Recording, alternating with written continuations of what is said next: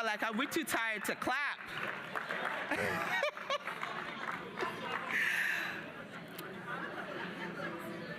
We are going to go ahead and get our Black Universe 4 reading started. I'm so excited to have this final lineup of, I don't know, supernovas in our Black poetry constellation. I don't know, I'm pushing that metaphor all the way, y'all. But we are going to do the do. We have done it 3 times, so I think we know how it goes. Our poets are going to introduce each other. We are going to get our minds repeatedly blown, and we will clap for it like we, let them know the love. And our first poet is Terrance Hayes.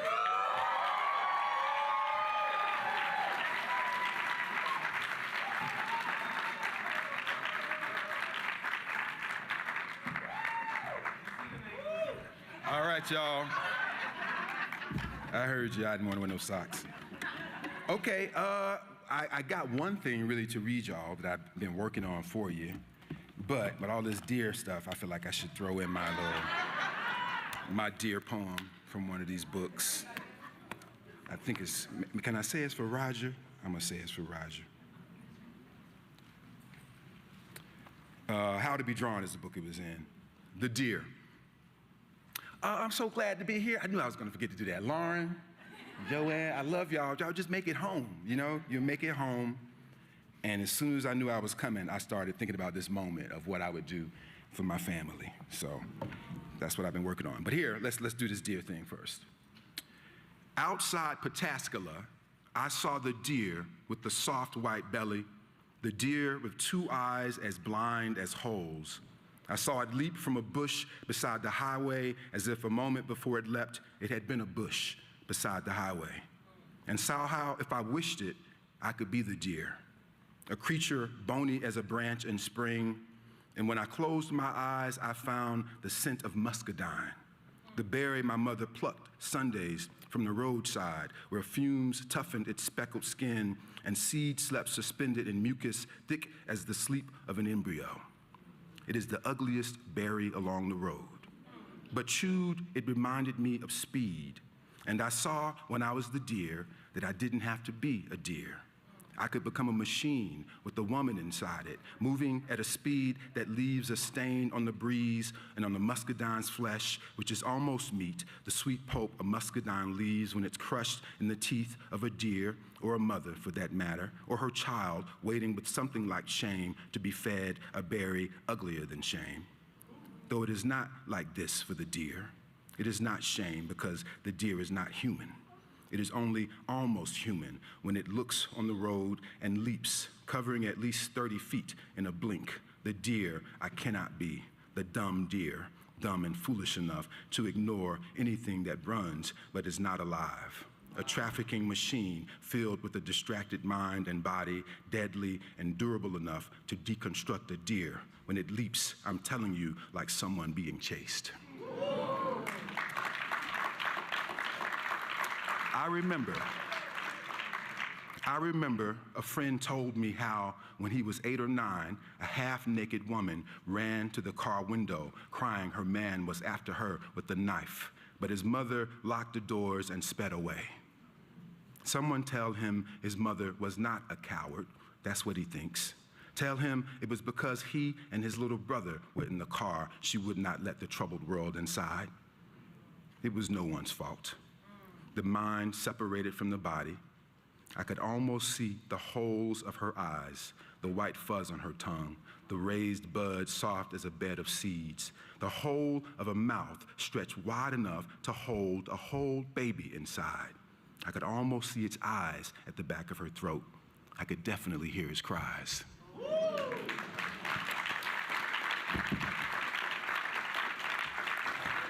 All right, so let's see how this thing gonna work out here.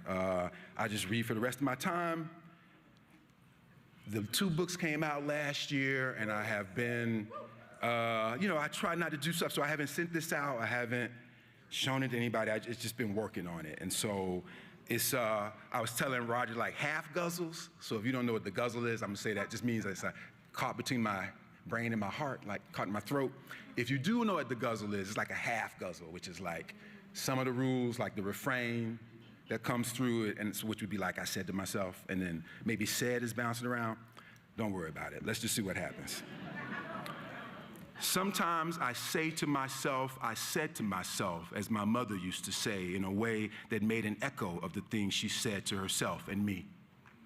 Cynthia Ozick said, a sentence is a kind of voice with its own suspense, its secret inner queries, its chance idiosyncrasies and soliloquies.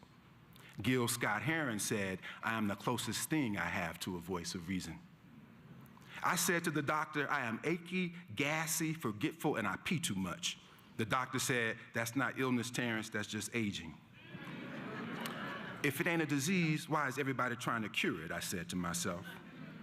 Webster said, epiphora was excessive watering of the eye, and also plural for epistrophe, the repetition of a word at the end of a successive clauses and sentences.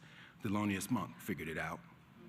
The park was at first named Crystal Lake, the guide said, then for the local star, now after the company that hired the star, but I never got the name of the park because I said to myself, the man who behaves as if he will become a statue in the park dreams of becoming no more than a place. The sign outside the bathroom said, wash your hand. The sign inside the damn elevator said, out of order. I said to my son, it is not only an imperative to wash your hands, but to exit public bathrooms without touching any faucets or handles that may have been handled by those who did not wash their hands. Somewhere, Basquiat said, we decided the bullet must have been going very fast. What concerns me is the enemy we face does not care about wrong or right. They only care about winning or losing, I said to you.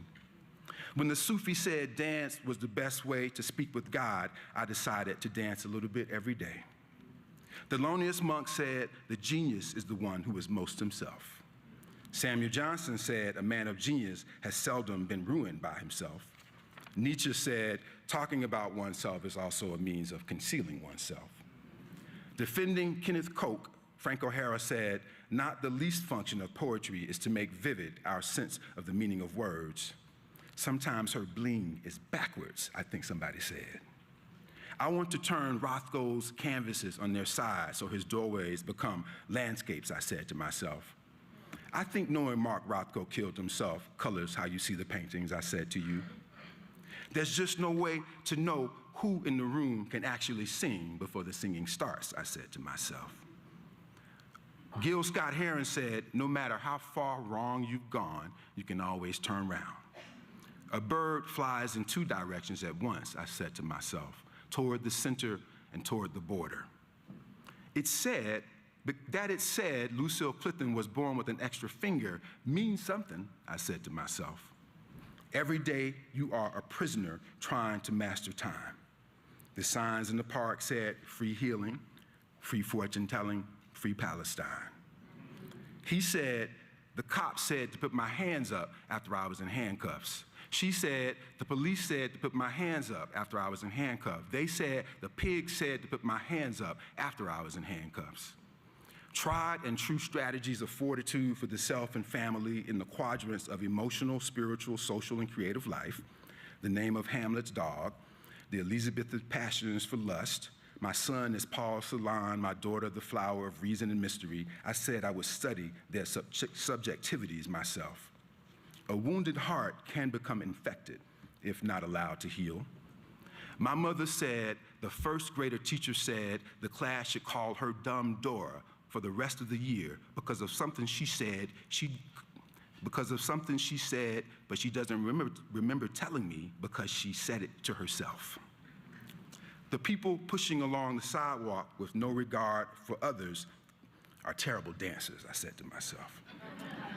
She should have said the candidate's actual only campaign platform was white supremacy, I said to you. The power requires to sustain power is always trouble, I said to myself. Peter Sellers said he had a violent aversion to the colors purple and green. That's true. Nina Simone said, birds flying high, you know how I feel. And I said, I'm feeling. Nina Simone said, sun in the sky, you know how I feel. And I said, I'm feeling. Use 2 ears, I said to myself, because one must listen for both the perceived truth and the actual truth. The perceived is for that which can seem for a period of time, a moment, a spell, a stretch or so true, while the actual truth can take a time to tell to be true. Go to the place you would like to be planted, carrying a shovel and a satchel holding all the seeds of all the fruit you have eaten in your life, I said to no one. You will receive further instructions from the other side of the path after I've had my run-in with the darkness. A family can be torn apart in the dark, I said to myself.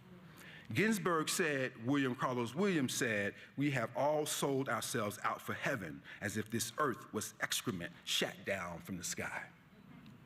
You can't embrace God, so you embrace yourself, you said without saying, God put you here to be witness, I said. You know it's addiction because you can't understand why other people don't do it, I said to you. You know other people don't do it, but you can't understand why they don't do it, I said to myself.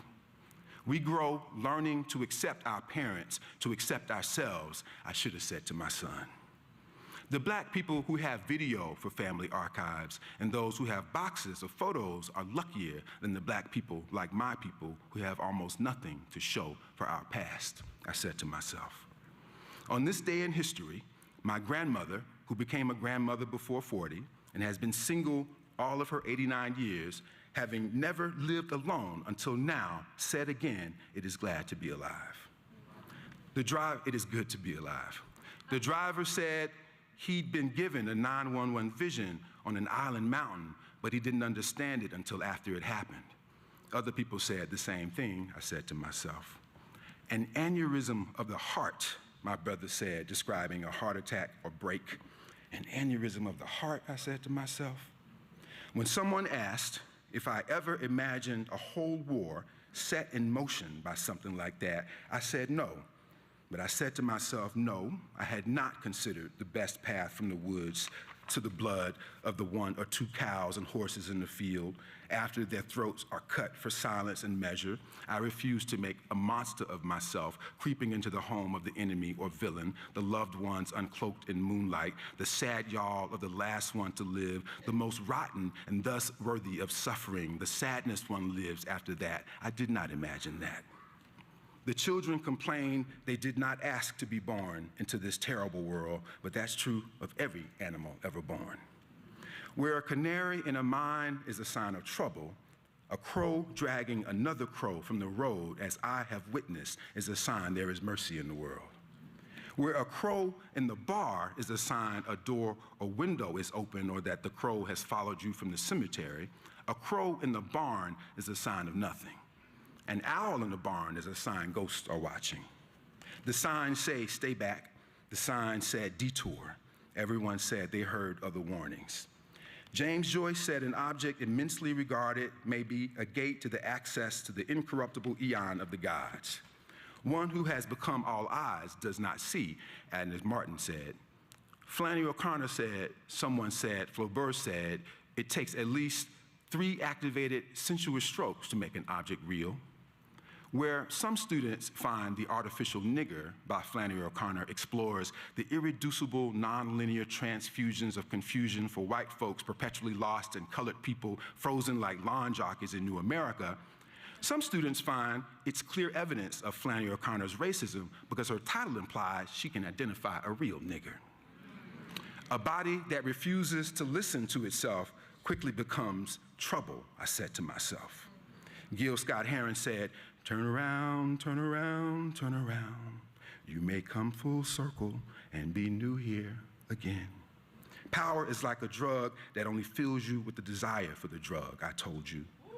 No one said those juvenile years, the adult inside the parent is disliked or even despised by the child. The adult comes to understand what it means to be judged unworthy by someone you care for.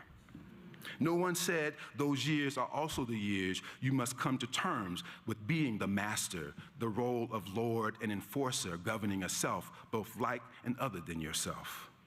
The comedian said, after neurosis, said a neurosis is when someone has a fear of no control, making them neurotic, while a psychosis is when someone has an illusion of total control, making them psychotic. I think optimism is a kind of psychosis. The officer said, "Do you know how fast you were going?" Along the interstate of my home state in South Carolina, the people who stayed said, after flames were thrown on their fields and the shacks in those fields and the bodies in the shacks, everything in the field aflame became ash, which, when muddled with rain and mud and time, renewed the field and the scene of the crime. I said to myself. My son kept to himself the year he lived with me. Everything inside him was burning until he was blushing unwillingly without speaking, expressing himself. One of the Hugheses said the word tattooed wall to wall on the inside of the skull is horizon. Every honest statement is a stay against entropy. Each false statement accelerates our journey to the end of the world, I said to myself. In that other life, I'm a celloist by day and a jazz bassist by night, my satchel of bows like arrows and my instrument like a giant wooden sculpture of a big-mouthed bass pivoting on a spear. I survived to sing what I say to myself. Where some do not grasp what's special in Nina Simone until suffering a little bit of living, I did not, until a thorough heartbreak, fully appreciate Tammy Terrell. Wisdom requires submission to that which is greater than power. The guy said Van Gogh, we're almost here. The guy said Van Gogh's mother, like the typical Dutch mother, was obsessed with cleaning and the purity of the soul. If we can agree how inexplicable it is to be alive, can we agree how desperately one simply wants to know what happens after death? You know and I know something wholly otherworldly dwells at the periphery of everything, only you are afraid to call it anything less than religion, where I'm afraid to call it anything but something no one could name.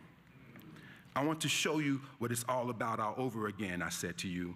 A heart that is partly turtle, partly tortoise, housed in an emerald shell, a mind that is partly goldfish, partly shellfish, wrapped in water, wrapped in glass. What didn't happen can still be true, I said to you. She said she stole just $1 to test the scale of retribution. When Chomsky said slavery is now regarded as reprehensible because the people in power have become more tolerant, I said to myself, it's because the people in power realized the cost to keep enslaved and slave was unsustainable. They were equally immoral motherfuckers who realized slavery was bad business. I said to my son, pigeons are essentially rats with wings, which makes them worse than rats, because they're flying rats. Once they were a person who looked like you and me, and at various parts of the day thought the same things as us, but after many fussy, hustling, Sisyphusian hours, pushing and dragging and being stoned by the big jagged rocks of life, became someone both like you and other than you and myself.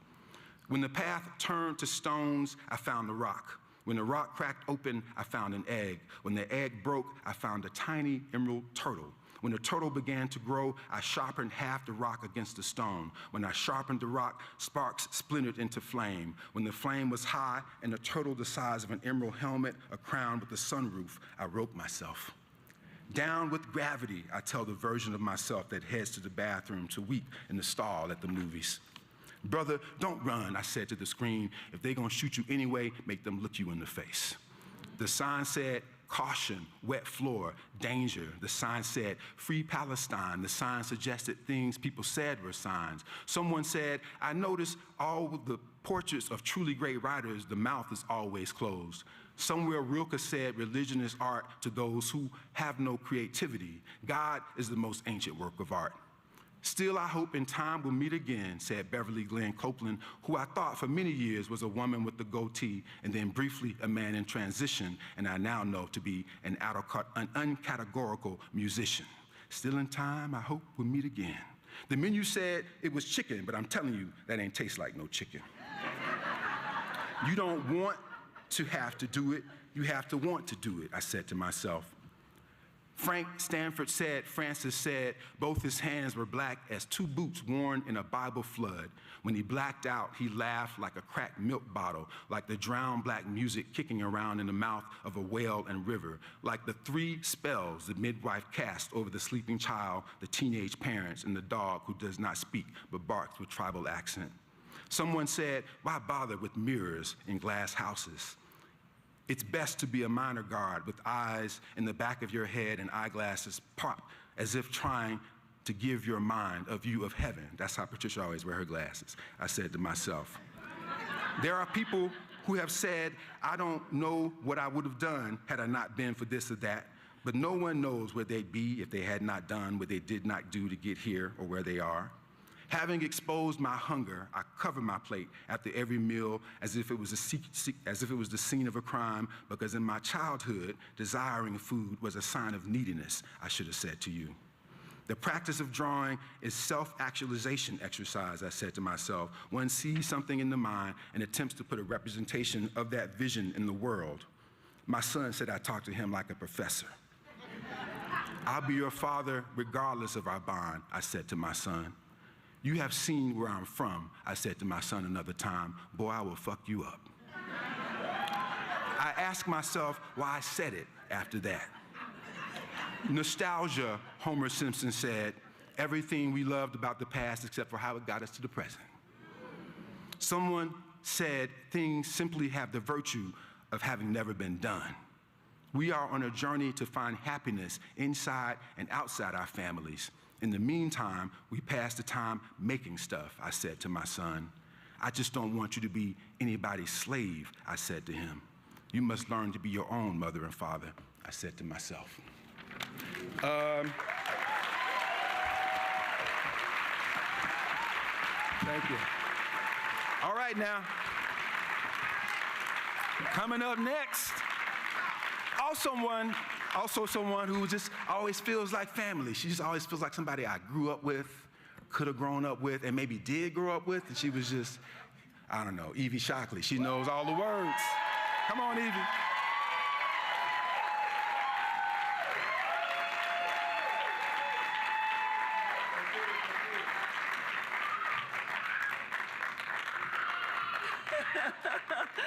Oh my gosh. Okay, that doesn't make it easier to follow him.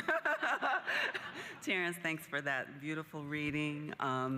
Thank you all. Thank you, Lauren. Thank you, Joanne. Poetry lovers, let's do this thing. I have a few things I want to do. I was inspired by some of the readings over the course of these 3 days to share an elegy that I wrote, because I love the way that people's names are being brought into the room. So that's where I'm going to start. How long has this Jane been gone? Not long, not long. In fact, she's back, flapping with the gale-force laughter of the first kites of March, growling like a motorcycle of liberation, howling like the angel of field hollers at the bleachers of poetic apathy, where they're always ready to make some noise but never get in the game. Oh yes, she's back. Back like she was never gone. Still blues washing over the whitewashing of the music. Still pinning the tail on the covert donkey of domination. Still hissing wisdom into the imperial bath water.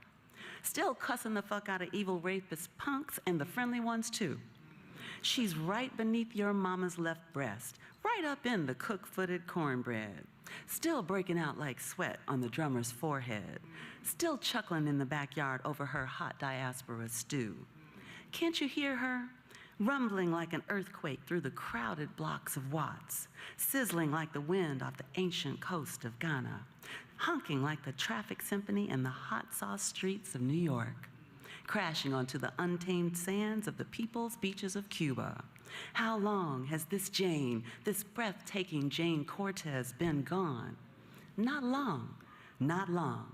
In fact, she's back. Yeah, back for seconds. A little more Armstrong funk in the sunshine.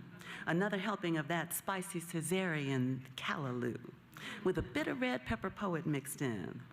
Another round of Big Mama Thornton blues brew, right, Bumblebee? Yeah, she's looking for a second slice of that wicked shit Guillen cooked up. Another bite of that African truth casserole Chano Pozo serving from his conga. Very fine, very fine. One more taste of the scatology spittle Ella still slinging around the Savoy Ballroom. One more ride on the train this side of time before she takes it to her final destination. Have you seen her? drinking the conjure woman's pot liquor straight out of the pot, sashaying across the evening sky like a bouquet of black girl smiles. Have you heard her? Toxic in her gut bucket lullabies into the ears of desperate children, exhausted men, and outraged women. Sweeping the dust of corporate-sponsored exploitation off the bandstand with her fire-spitting lyrical jazz cleanup crew. Have you felt her? Rattling your bones with the daily news of the latest pro-democracy drone strike? Licking with sandpaper cat tongue kisses the numbed shell of cultural desensitization to violence we call paying the bills? Have you seen her? Have you seen her? How long has our Jane been gone? Not long, not long. She's no farther away than the sound of her name and her hellified poetry ringing out of our long-memoried throats. If we act right, she'll be right back. Wow.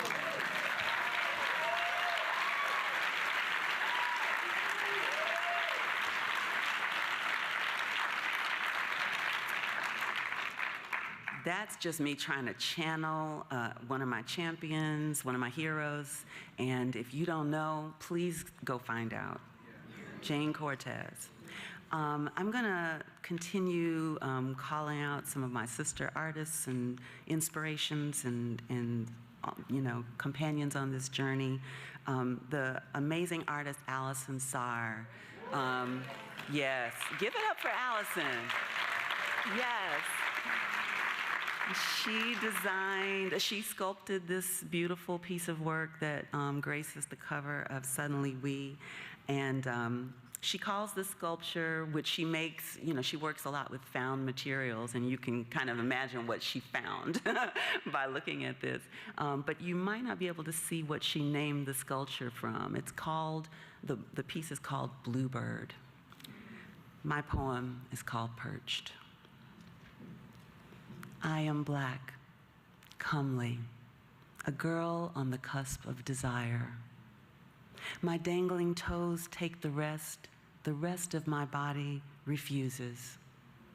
Spine upright, my pose proposes anticipation.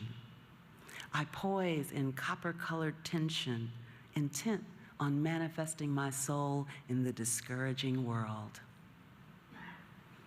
Under the rough eyes of others, I stiffen. If I must be hard, it will be as a tree, alive with change. Inside me, a love of beauty rises like sap, sprouts from my scalp, and stretches forth. I send out my song, an aria, blue and feathered, and grow toward it. Choirs bare, but soon to bud. I am black and becoming.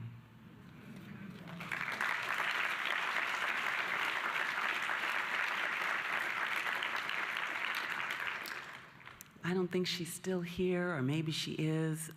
This next poem has an epigraph from the Nikki Finney, the beloved Nikki Finney.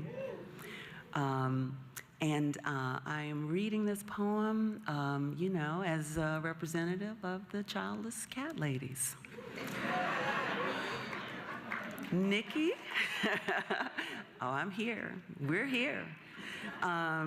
Nikki, I love this line. She says, "The things that I give birth to matter. The things that I give birth to other things." The blessings. I gave mine away. Not all, but the greater portion, some would say. I gave away the ready claim to goodness, to purpose. I gave away Mary, Sarah, and Isis. I gave away necessity and invention. I gave away a whole holiday, but I kept Billy. I gave away the chance to try and fail to have it all.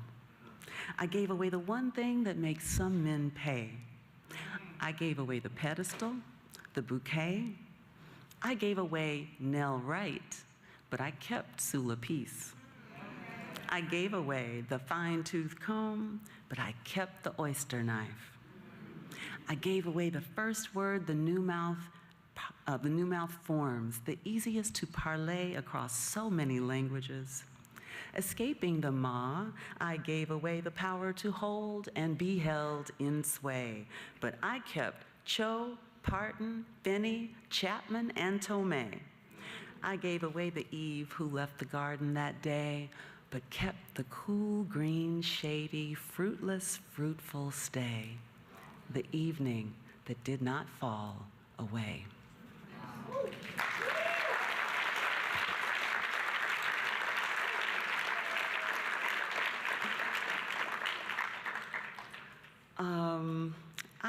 I think I want to go to one new piece. This is nerve-wracking. Where did it go? Oh, here it is. Okay. This piece, I get to do one more shout out to a poet who means a lot to me. And I think the only thing I'm going to try to say to prepare you for what you're going to hear is just that I think about language, and there's this phrase, do people still say it? In the nick of time. Like, I was like, what the heck is the nick of time? And then I started thinking about the word nick and the word time and just the concept. So here we go. This poem is called Time, the Nick, and the epigraph is from Dionne Brand.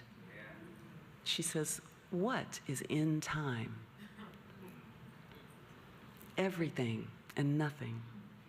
The ambulance, the apology, the wrinkle, the retrieval. Catastrophe averted is still carried in the bloodstream, constricted heart, arteries, cellfuls of could have been collected and held out to community, posterity. The chasing hounds, their toothy, growling fury, even escaped, bites the imagination, descended from danger, nips and holds the skin of the then to the now, a bloody fold pinned by an ivory clip.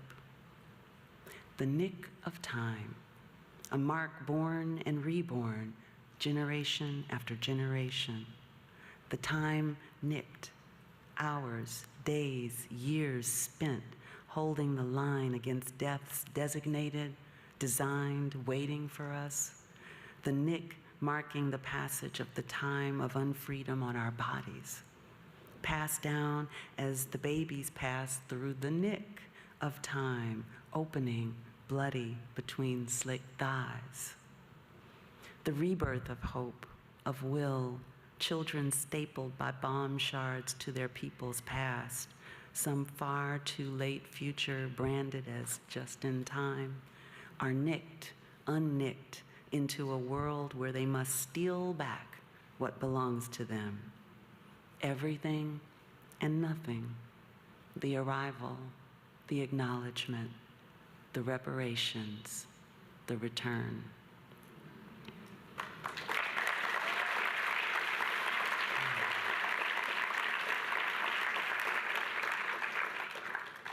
I'm going to just read two more.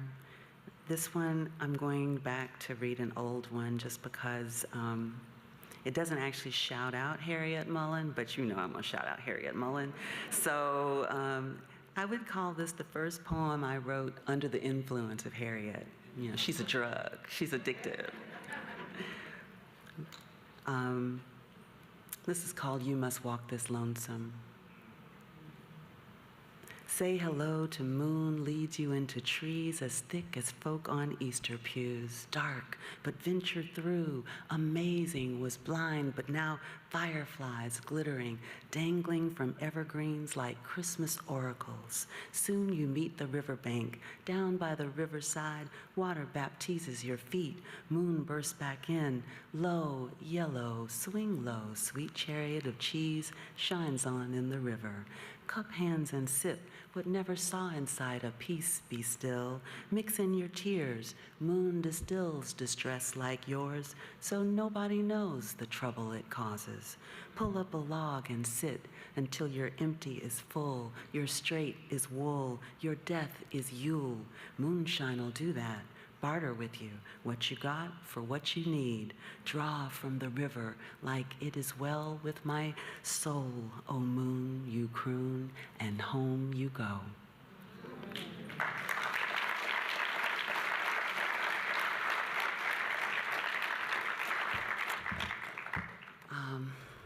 And I'm going to read one more and sit down. This poem is the final poem in Suddenly We. It is a poem that I hope to not have to read someday. There's a dedication, you might say, pour les 2000 plus, site mémorial du Camp des Mille, which just means for the 2,000 and more who were held in the site mémorial, the memorial site of the camp in Les Milles. Les Milles is a city, a town in the south of France, and it also means the thousands. Les Milles. There is no poem unless we can find the courage to speak. In the middle of a vacation in the south of France, a chance to visit a World War II detention center arises, dusty and bleak, just outside Aix-en-Provence, just past the scent of lavender in an ancient heat. The first thing you see and the last thing you visit is a boxcar. You know what it means. It takes the same toll on the breath, the pulse, as the rusted shackles displayed in another damned museum. There are histories of torture preserved all around us, formally, officially, with placards and institutional funding, casually, quietly, unavoidably, in the quality of a glance, the poverty of an existence, the demographics of a mall, a church, a prison. In a former tile factory, we learn again how anything can be misused, how anyone can be abused.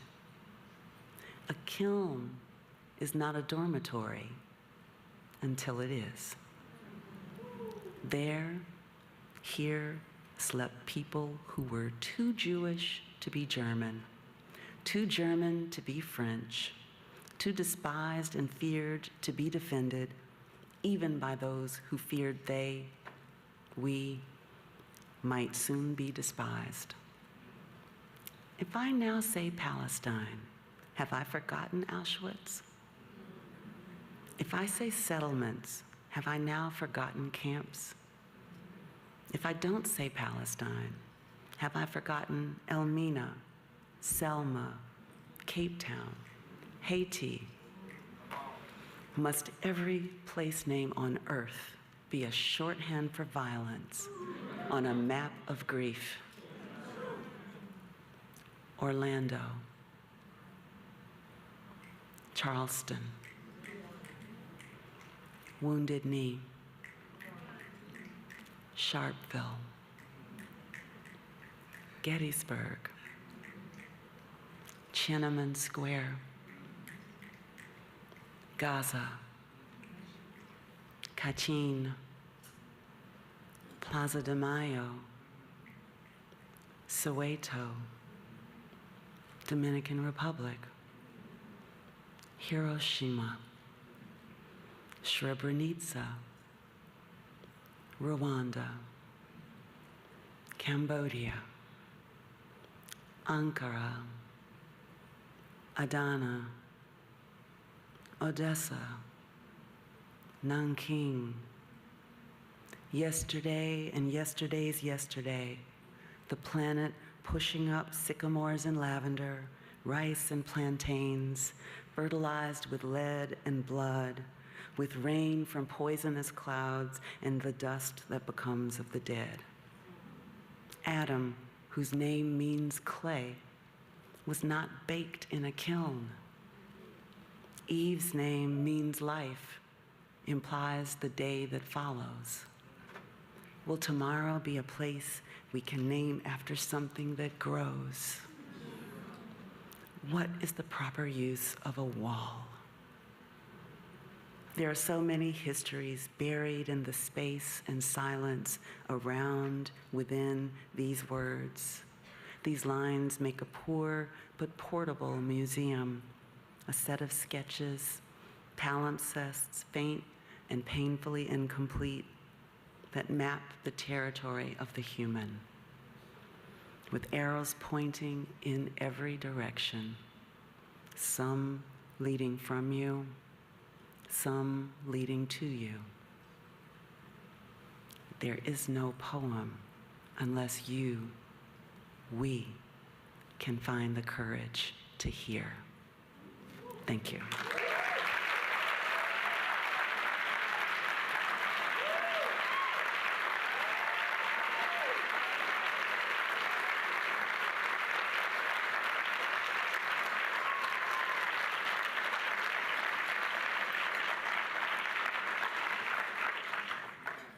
Love you, poetry people. Love this next speaker, this next poet, this next artist, Niyi Osundare.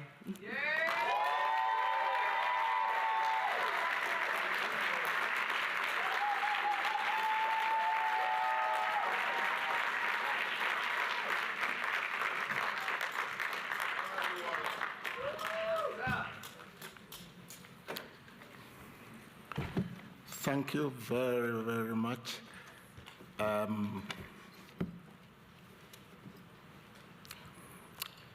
About 6 o'clock this morning, I was woken up by a call from Nigeria. On the other side was my old teacher, 96 years young. Taught me 1967, 68, when I was in high school. Niyi, how are you? I haven't seen you for a long time. I understand you are at so place. And that so place is this. With him was my younger brother, a professor. And there were other people all around. The point I'm trying to make is this has been magical, simply magical.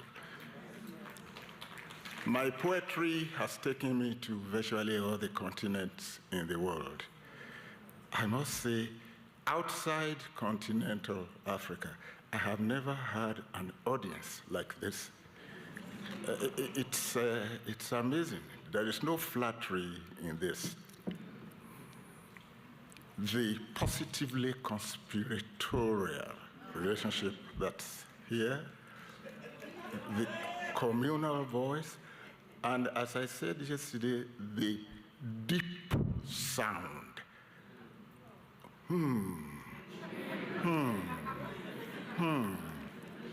Those things mean a lot. It was Barbara Christian, one of my favorite theorists, who said, without response, art dies.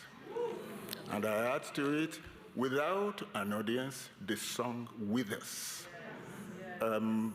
This is really amazing. Just one more minute.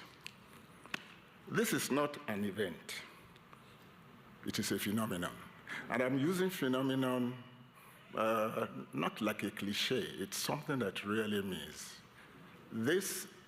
That kind of gathering is the type that goes beyond the here and now.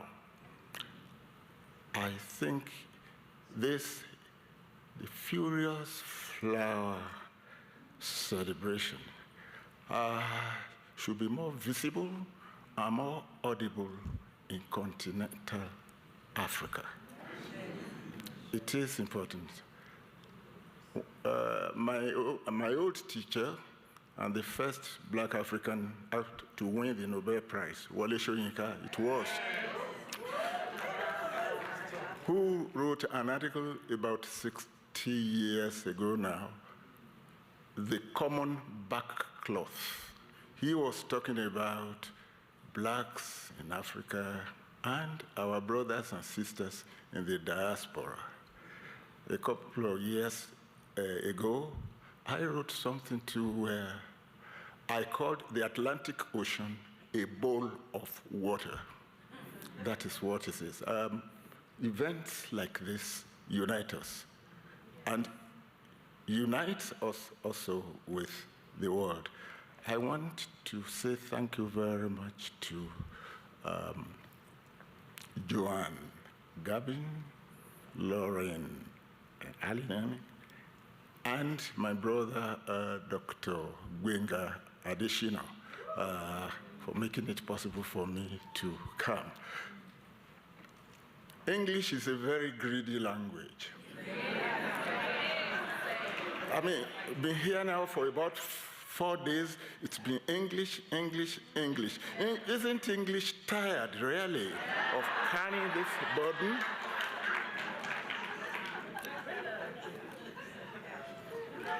I write in 2 languages, at least. Yoruba, my mother tongue. That's the one I was born with, that's the one I was raised in, and that's the one that dominates my thinking. English came to me through the classroom, the chalkboard, and the teacher's cane. Now, it's important to say this. What have I been doing with these 2 languages, or what have these languages been doing with me? My MA and PhD thesis were based on this. What it means to think in one language and write in another. The pains and the pleasure that usually come. Related to that, the idea of poetics and what I call differential aesthetics. Western poetics or Western idea of poetics has really not been able to capture all the things we are doing with literature in Africa. The point really is the poems you will be hearing may sound rather strange in some cases because they are interface poems deliberately. I write in Yoruba, I also write in English, but I also live and work and sleep in the interface between these 2 languages and the 2 cultures that produced them. In Yoruba, poetry is music. It's essentially oral. Ewi is the word. You can't say, mo fẹ́ ka ewi, I'm going to read ewi. No. Read and poem do not collocate. In Yoruba, it's mo fẹ́ ke ewi. I want to chant ewi. Mostly in Yoruba, poetry is chant. It's an idea of that old communion between the mouth and the ear. This is why I'm going to start by asking you to join me here. There was this lady who was very beautiful, and every man in the kingdom wanted her to be his wife. The pressure was so much, she decided to levitate. She went to the sky. When she got to the sky, she turned to the moon. This young man kept on pursuing her. She became a star, continued to pursue her until eventually she evaporated into time. It has a song. And you are going to join me in doing the song.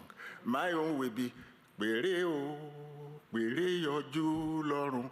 All you will join me in singing is, Agba murere. Can I have it?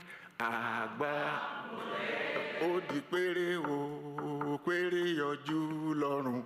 Agba murere. Àṣẹ̀ṣẹ̀ yọ oṣù ó dàbí egbin. Agba murere. Kakoṣù kóbì ká lọ mú ṣaya. Agba murere. Ká tó débẹ̀ ó ti bọ́jọ́ lọ. Agba murere. Kiriji, kiriji, kẹ́kẹ́ lúkẹ́. Agba murere. Kiriji, kiriji, kiriji, kẹ́kẹ́ lúkẹ́. Agba murere. Invocations of the word. In the word was not the beginning. In the beginning was the word. Unwind the wind. Give rapid legs to the crouching leaf. The horse of memory has galloped through clouds, through thunder, through roaring waters. Throw open the door of your eyes. Throw open the door of your ears.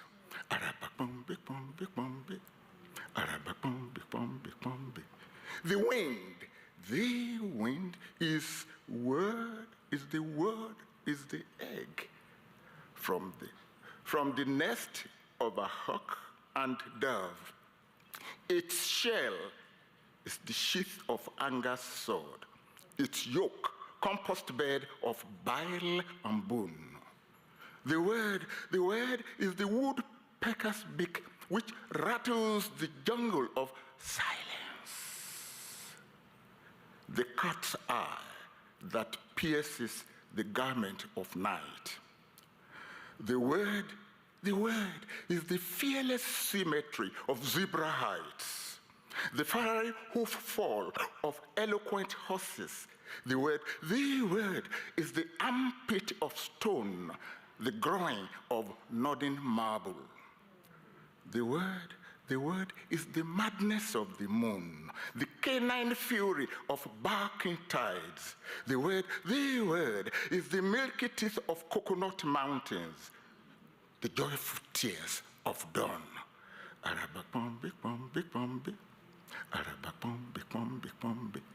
I see the word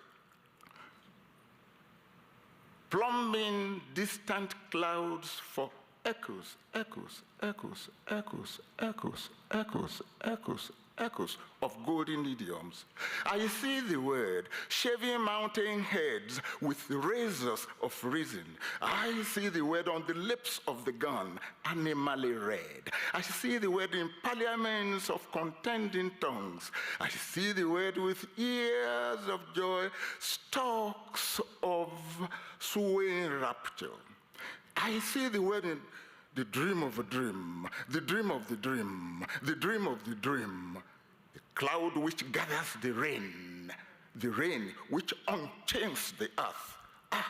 Abubutan eja okun, abubutan eja osa, adoni lenu madoni lorun, arabapombe pombe pombe, arabapombe pombe pombe, arabapombe pombe pombe. The word is the ashes of twilight, the rainbow of vagrant skies.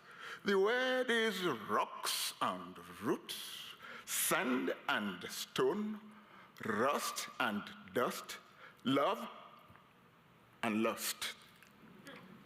The word is the peeping window of heady tales, the vital valley of maiden hills.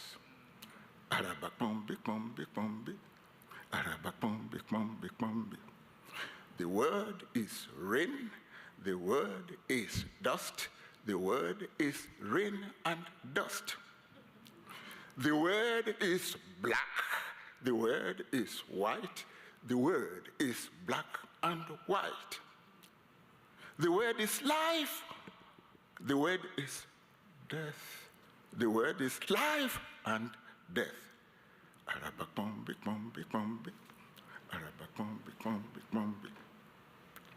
Give bony thoughts the flesh of airy idioms.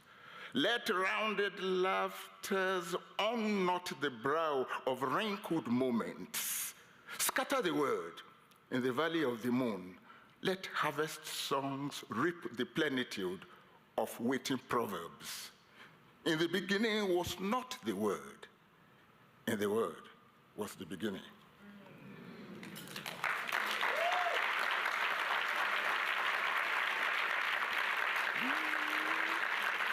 Okay. Now, among the Yoruba, the word is so important. Actually, that's what gives rise to this title. This is my mother's favorite saying in Yoruba, Enyiloro. The word is an egg. Hold it with care. The moment it drops, you cannot gather the pieces together. The word in flight. I'm talking about that and also transformations. There's a short poem, Alupayida.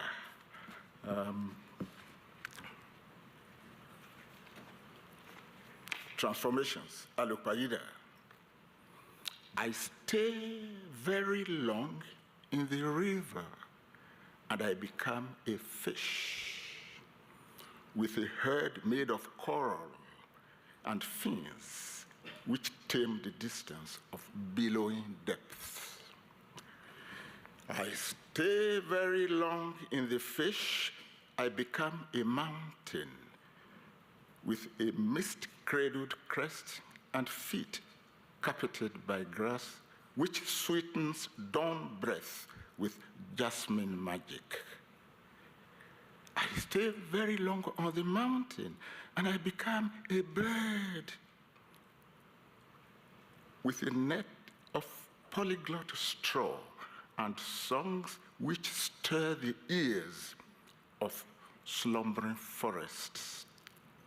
I stay very long with the bird, and I become the road. With long, dusty eyes and limbs twining through the bramble like precocious pythons. I stay very long on the road. I become a cigarette, lighted both ends by powerful geysers, ash-winged firefly on nights of muffled darkness. I stay very long with the cigarette, and I become a clown with a wide painted face and a belly stuffed to the brim with rippling laughters. I stay very long with the clown. I become a sage with a twinkling beard and fables which ply the yarn of grizzled moments. I stay very long in silence. I become the word.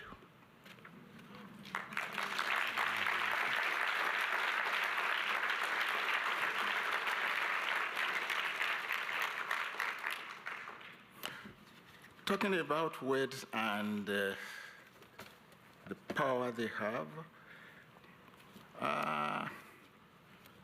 words don't come easily to us. We are all writers, poets or listeners. Poets. 2020 was a bad year in so many ways. Not because now we have to say BC, meaning post-COVID, or PC, post-COVID. So monumental, temporarily. But that was the year of a young man that was choked to death. I couldn't sleep for 1 week, seeing that thing, that knee or that neck. And I thought I was going into depression. Then one night, something said, do it. And I started scribbling. And that's how I came about this poem. I Can't Breathe. Wrote it and sent it away to a young brother who runs an internet platform. About 2 hours later, called me and said, thousands of people have visited this. So I think within 1 month of writing, it was translated into French and then Spanish. I Can't Breathe. This is the first time I'll be reading the entire thing. Each time I've tried to read it, I've literally choked up. I can't breathe. I call it episodic variations on the ripples of a primal scream. I can't breathe. Ó ṣe ó pọ̀ mo ti rògùn lọ fọṣọ, yéé pa mo ti rògùn lọ fọṣọ, yéé pa mo ti rògùn lọ fọṣọ, ìgbà mo délé n ò rẹ́nìkan o, ojú mi ń ṣomi rere. I can't breathe. I can't breathe. I can't breathe. I can't.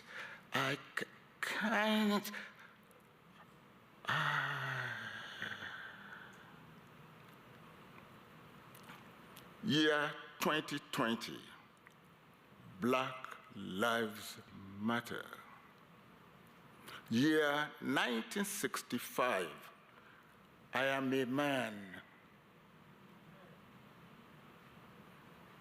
2, there are countless ways of lynching without a rope. 3, the casualties were fewer than we had expected. 10 persons and 1,000 Negroes. For every black in college, there are 100 more in prison. So many centuries on, America still has a Negro problem. My skin is my sin, sings blues man with the wailing strings. My very life is an underlying condition for countless afflictions. And the media sage responds, racism is America's original sin. Violence, its inalienable companion. There is a common crime in town. It is called breathing while black, BWB. Mr. George Floyd committed 2 cardinal crimes. He was black, he was big. Black Lives Matter, Black Life Matters. And asked Louis Armstrong, the smiling trumpet man, what did I do to be so black and blue? Black lives matter. Black life matters. Their voices rise from their untimely graves. Amadou Diallo, Bon, Eric Gardner, Eric Gardner, Eric Gardner, Eric Gardner, Bon, Michael Brown, Bon, Tamir Rice, Bon, Walter Scott, Bon, Freddie Gray, Bon, Bertha John, Bon, Breonna Taylor, Breonna Taylor, Breonna Taylor, Bon, Philando Castile, boom. Trevor Martin, Trevor Martin, Trevor Martin, boom. Ahmad Arbery, boom. George Floyd, boom.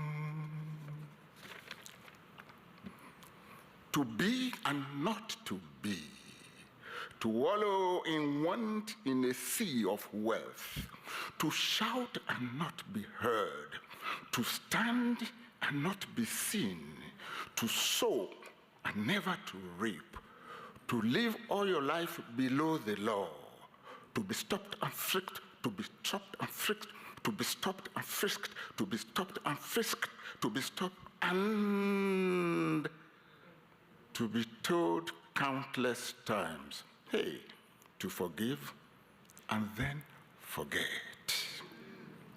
Yes, sir. Yes, ma'am.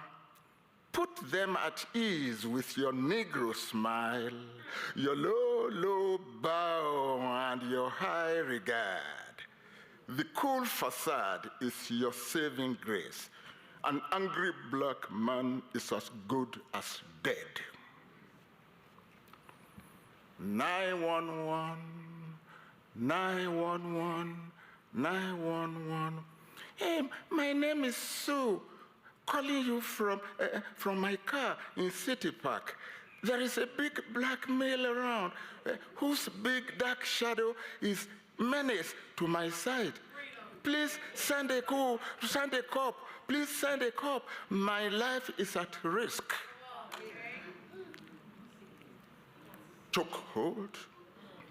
Chokehold, stranglehold, and dash and dangle. 400 years of knee on neck. Well, our police know their oath to serve and to protect. Black lives matter. Black life matters. Asked Louis Armstrong, the smiling trumpet man, what did I do to be so black and blue?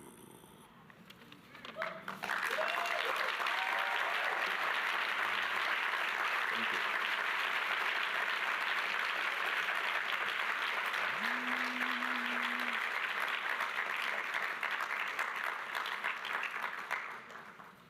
Memory is not just a trope in my work. It's something that pursues me everywhere I go produce this book, Horses of Memory. Memory and the faculty of remembrance. It's one thing to have memory, it's very important, but memory is residual. What calls it into active operation is remembrance. It's terrible when people lose both, So I'm asking, basically here, no crime is new, as we say in Yoruba. What do you do to a nanny goat that you whip countless times for a repeated offense? Africa has suffered, and is still suffering. In 1897, there was a British retaliatory expedition against the Kingdom of Benin. Benin, at that time, was one of the flourishing areas in what is now Nigeria, and Portuguese visitors earlier had described that city, that Benin city itself, as more advanced than some of the ones they saw in Portugal or whatever. And art was the center, the spiritual and artistic center of that kingdom. In fact, the king had people who made artifacts. The British army went into the palace and took many of the artworks away. One of the last correspondences I had before heading for here came from Switzerland. Now there is an exhibition going on in Switzerland now. There was a poem I wrote about one of these artifacts, the face of Queen Idia. In 1977, there was a FESTAC, Festival of Black Arts and Culture. My God, people from different parts of the black world, and also indigenous people, like the Maori, Australia, New Zealand, and indigenous people in the US here. They were all in Lagos. Now, before that, the Nigerian government wanted to use that mask as the symbol, the spiritual center of the gathering of black people. The British government said no. Give us, he said no. What's the reason? We are not sure it will be safe, because we're asking them to lend the thing to us. Diplomatic shuttle, all kinds of things happened. At a point, they said they were afraid it might be damaged by humidity. It came from that humidity.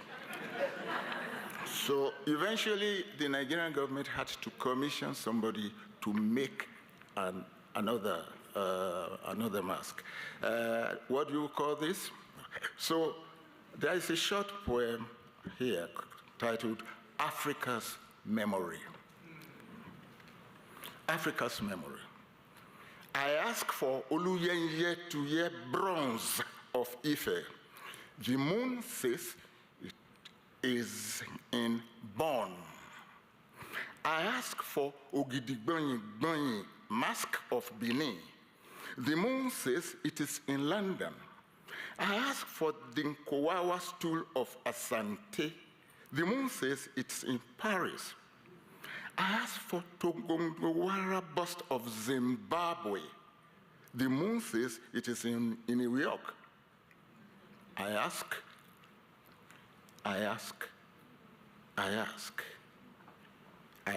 for the memory of Africa. The seasons say it is blowing in the wind. The hunchback cannot hide his burden.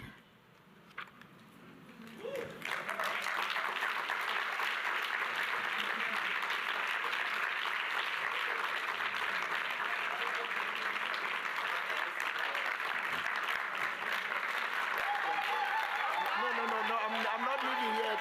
No.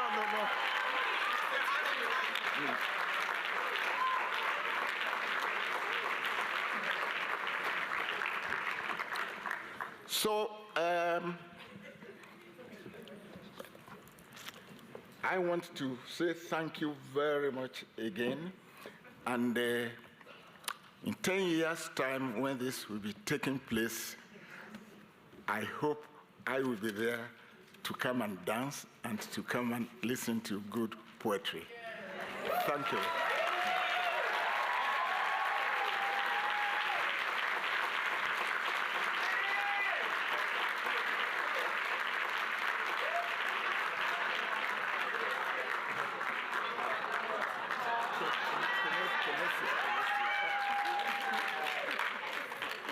Yes, my colleague here, great poet, and something really significant.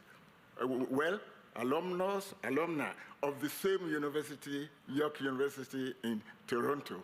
I'm happy to introduce Ms. Lubrin. Thank you.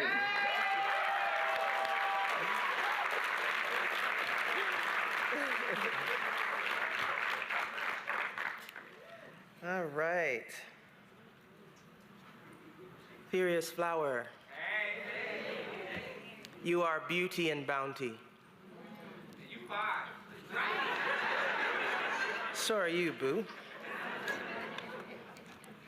Thank you so much, Lauren and Dr. Gabbins and everyone who has touched this momentous gathering in any way at all. This will remain one of the great honors of my life. I'm going to read from a long poem, book-length poem called The World After Rain. And Niyi said the word is rain in one of his poems just now. It is a poem that exists for, to, and because of my mother. And I dedicate it to those who mother everywhere. I hold the mothers of Haiti and Palestine and Congo and Ukraine and Sudan, mothers in every single captive zone anywhere. Alive again, under the red umbrella of the world. Days, I say to endings, exhaust all the living things, sideways to nothing. Such worlds to report to a dying friend, father or brother or water, mother, what to know now, heaped life. Coming again to this timetable of disproving globes, down and up, under the blue umbrella of the world. Singers still singing after the rain. For dears, you look like life. Fibers on revived surfaces. And all this chirping in between our easy hearts. We resemble first chances, the smoke-strong ghost polishing love with sharp embraces, with cleft hands softening the burning tissue of the mouth, gorging on exits that since our beginning would not speak of ends.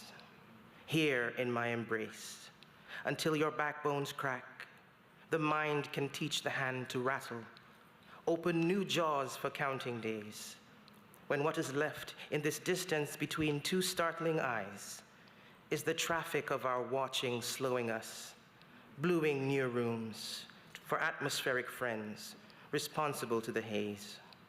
Who, but no one could know that this hand like mercury is mine. In this closing of wooden lids and lightning bolts, above 5 indexes of eyes preserved in acid rains, of a ghost whistling for the tea kettle, foregrounding us in this time of roads closed for walking, the neon afternoons, the silver light, for rheumatic walking to tanks of wastewater, to a cave of miracles where doctors say to me this accessible parking permit is temporary. 2 years must be enough. Estimate a complete math for your someone's peculiar drowning. Today, mother ever. Rally 5 brimming years from the blue-black SOS held above the weeds. Gather me, and the child you were can reappear while we are distance seeking distance. Not, as you say, while we are opened, keeping nothing for ourselves. Not the sky at this strange depth, not 100,000 others. Not the seawall, part water, part blade, between 2 continents, this high above our girlhood. Not yet to our correct refuge to rum, refusing to soak your bread. Not in this nest, your braided grass, my joke, but my groan of water tinting the reservoir. But this fitness, trembling at the root of all life, but your fever for today's light into itself. It is time studied of seed-like attention to the country feeding each morning on the battery-powered thinker who will live longer, even than time. Feeding on the backroom villages made endlessly to bend from the metal hulls of cold mouths. The silver freight of your dying trails the length of any season's tax slips, of any decade's running birth. Our dark heads clearing the egg yolk rain, we tumbling we, catching us, or any of our recent flares mid-bow. To anyone who comes to speak us out of air, the hot air astonished too, that we do not log wild plans for each other's future. Here cleanly lies my bluest world, wishing you just any good unblemished year. 1,000 times before a market lie might splice us from this world of bloodied hands. All these charred feet marching away from us, we admire anybody's guess. A no endured down any street, swelled before, below, behind, who'd left your bowel in a knot and then asked, well, why aren't you eating? Baffled by fear, by speech, by bubble, bonded with bile, we'll take any street now. Queen Street, Bathurst Street, Bridge Street, Dominica 1984. For the fevered boys circa 1914, these names, too quick for our conjoined life. These expressions too unfortunate for any street or any other country. Before your life nowadays, bluer than earth resounds in me, it is time. Yes, times cannot, so we cannot explain the world. Name the same as marrow beaten to glue, bones beyond cracking, circling the belly of the earth. Our voices for the whole of you shatter the glass windows of unrelenting heated houses. If mother describes the world, a tumor, yes, the broad and flat elements of borders, yes, like zodiacs, yes, mirage of a late world slung from tractor factories, yes, still hidden from the door. A warbler is undone by singing today. Yes, Signal Hill, Castries, Bagatelle. Are we forgeries until we are forgone? We, sudden and halved, receding into flashes at the bus stop, before formalin, before law, before order, before expertise. It is a sometime-ish time for the animals, crossed by invisible detachment from even legs, so high up, as are the white ships blinking ahead of rosettes for the hungry, 6 shrubs of seagrass, books, we tell ourselves, a rock, a re-watering hole, flat officers of high ranks and mother pleading with a cloth bundled on her waist. Who might know where the world deepens its temper of salted organs, families shared for balance, and your hands in the midst of washing. My mother says, look how we are astonished. By the jails, I say, by the floors holding our reflections, knowing enough medicine, enough to call the burning world back to love. Yes!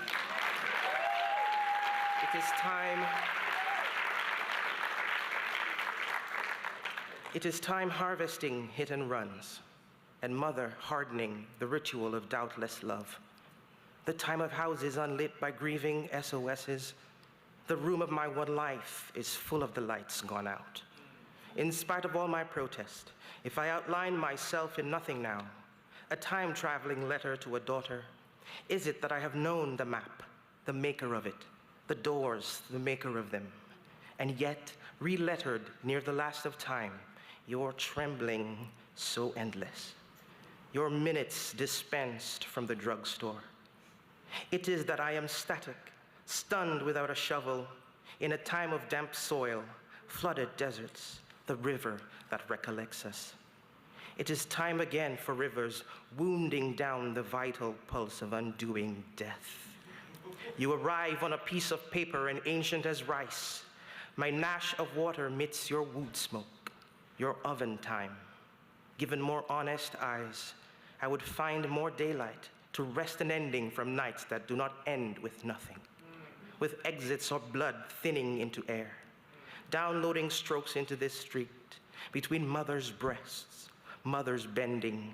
Entering this bare room of astonishment is my form of worship, with vowels like E that divides break, ending love, bookend in exile, beginning end and everything. She says morning to everyone, give me your circles, promises for return, spells against conductors, against radiation. This wind, you know, conducts a phrase against my childish limits, again to survive, monosyllabic as life. My mother says, come by heart. And I watch someone hoard these few wisdoms, with which, like death, I am the last to leave the room. Wow. It is time I run one day into the next, into the time of games, this gameness of homes on the graveyards of origins, and this eagerness of winter might kill me in this town. Even if you say to drunkards, drive one day and we danger north, smollened already with the silences of any Tuesday or Thursday, telescope days for farming, for leavening flour with our sandstone life, with cattle now grazing the roadside, Fat logs for my swift melancholia, raining in my right hand and my mother's. Over and over, we are old as turtles. Bone pooled in a firmament house. She takes an hour from my hand in the middle of math class. She doubles the night, sulling with white light. Over and over, a shadow under her eyes screen intolerable words for growth the body harbors. Even bled stars, even poison. Both eyes on the right, a future sure. All I'll remember of my face is a pendulum, a thread of light, exposed to the dark before we come aware I am the living cost, a coming dog of war, devouring whole alphabets from fleshly regions of the sky.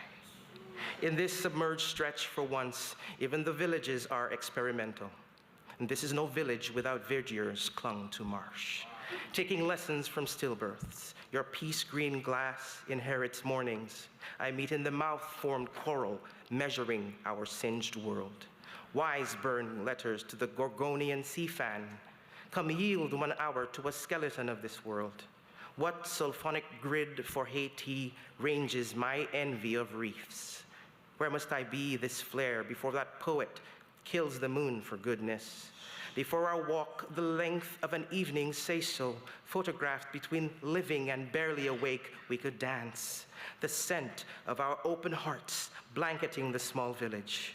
Of all these singing things you bring to your lips, scuffling now, mother, I am dense, damp grassland. Blackened time throughout the occasion of ceasefire or paper clay. Or how could I refuse peace, the taste of unlovable hand-clapping? Gal, my mouth is a stone box. It does trap fault, the trouble of tobacco leaves, opening over 10 days, only for a water balloon clown to smear lifeless lips crosswise on my wrinkled eyelids, 3 decades up so. At least, my girl, you've carried worlds in your voice, all of them from atrium to ventricle, without weeping for me. Your starlit homologue dreamed in the later afternoon of this hospital chart, pressed to my weak artery, working the air black from my devotion to clay is this. These bones no usage, bones to wait for all owning to seize. Our connotations profane as fists colliding glass, ransacked cafes, and wine is bloodening my ball. And slow as the night, we lift ourselves from day, soft against the things I will not say. Like my name, a gate swung wide from your ribs, I demand more medicine for your footnotes. You are single-toothed time, and who could make any charge against what the sketch hatchers might withstand? Nobody eats anymore. Your one gold tooth leaks from a skeleton mouth on stage, your long-fallen Tay-Tay nursing me, but I am no collapsed dream as Yayo.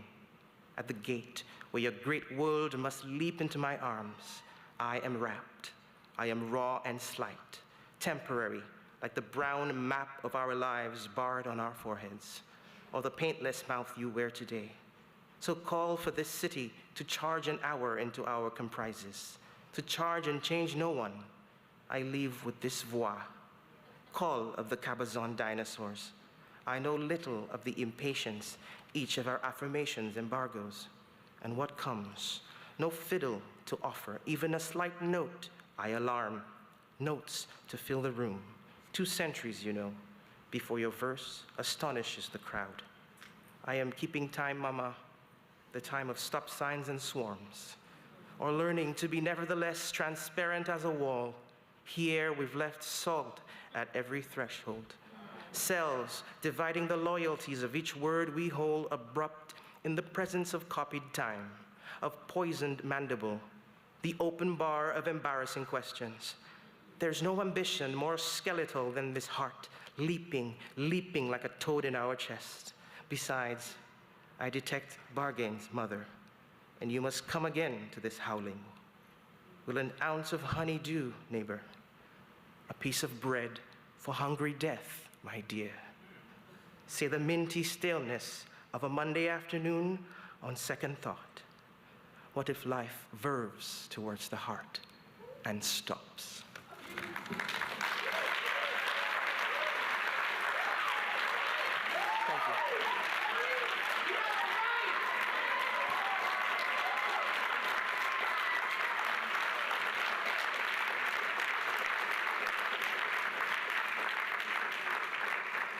Thank you very much. Everybody knows that all the waters of the earth parts for Patricia Smith.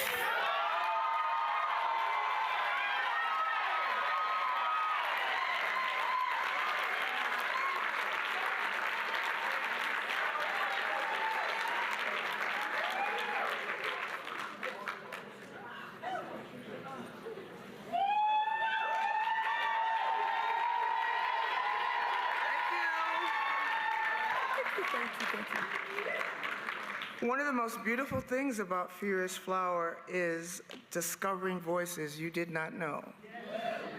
That was otherworldly. That was so, so beautiful. Joanne, you are forever changing the landscape of not Black poetry, but poetry. And Lauren, you've come a long way from my dance partner and drinking buddy.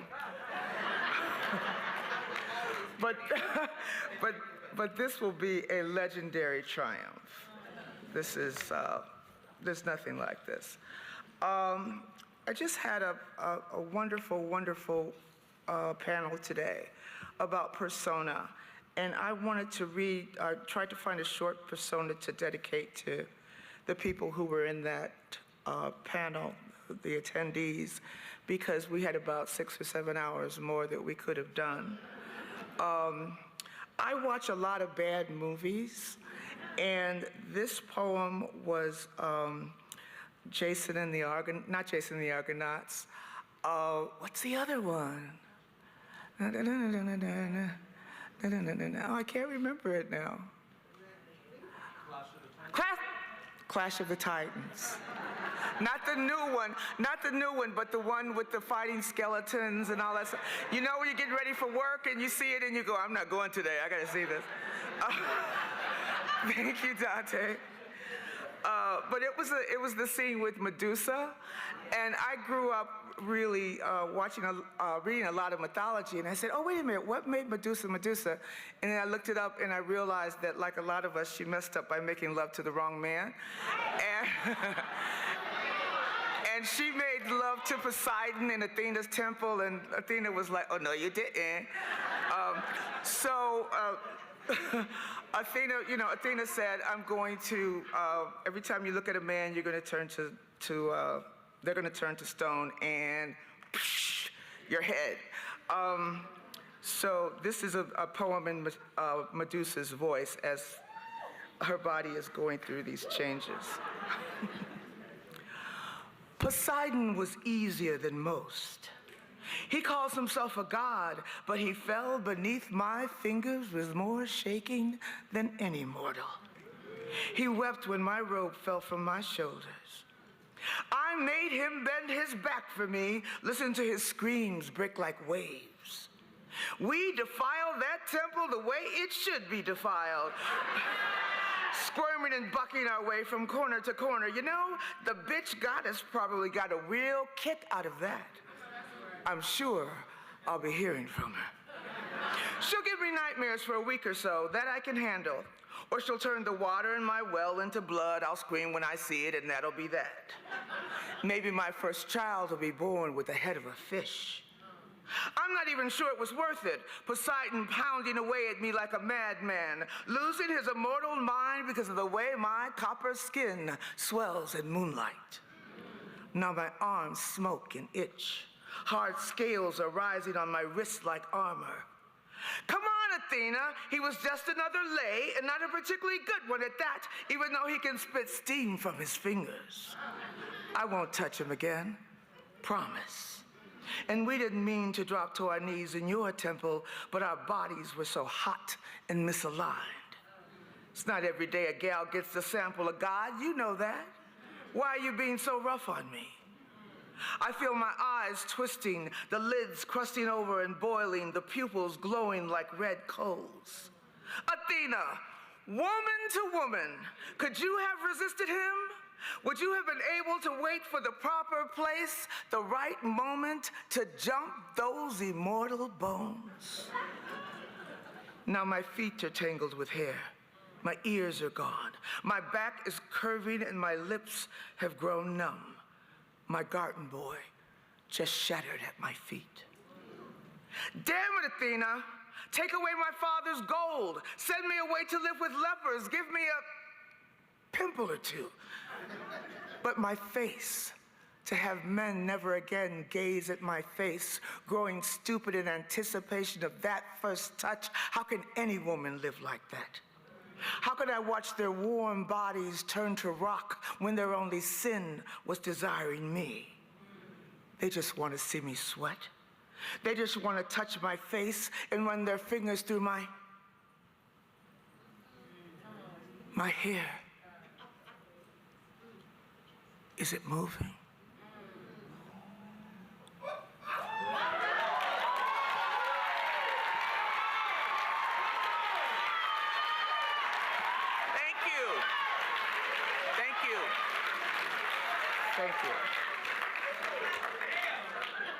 Thank you very much.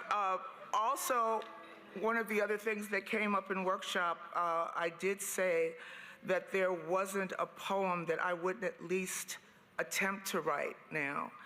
And shame is powerful.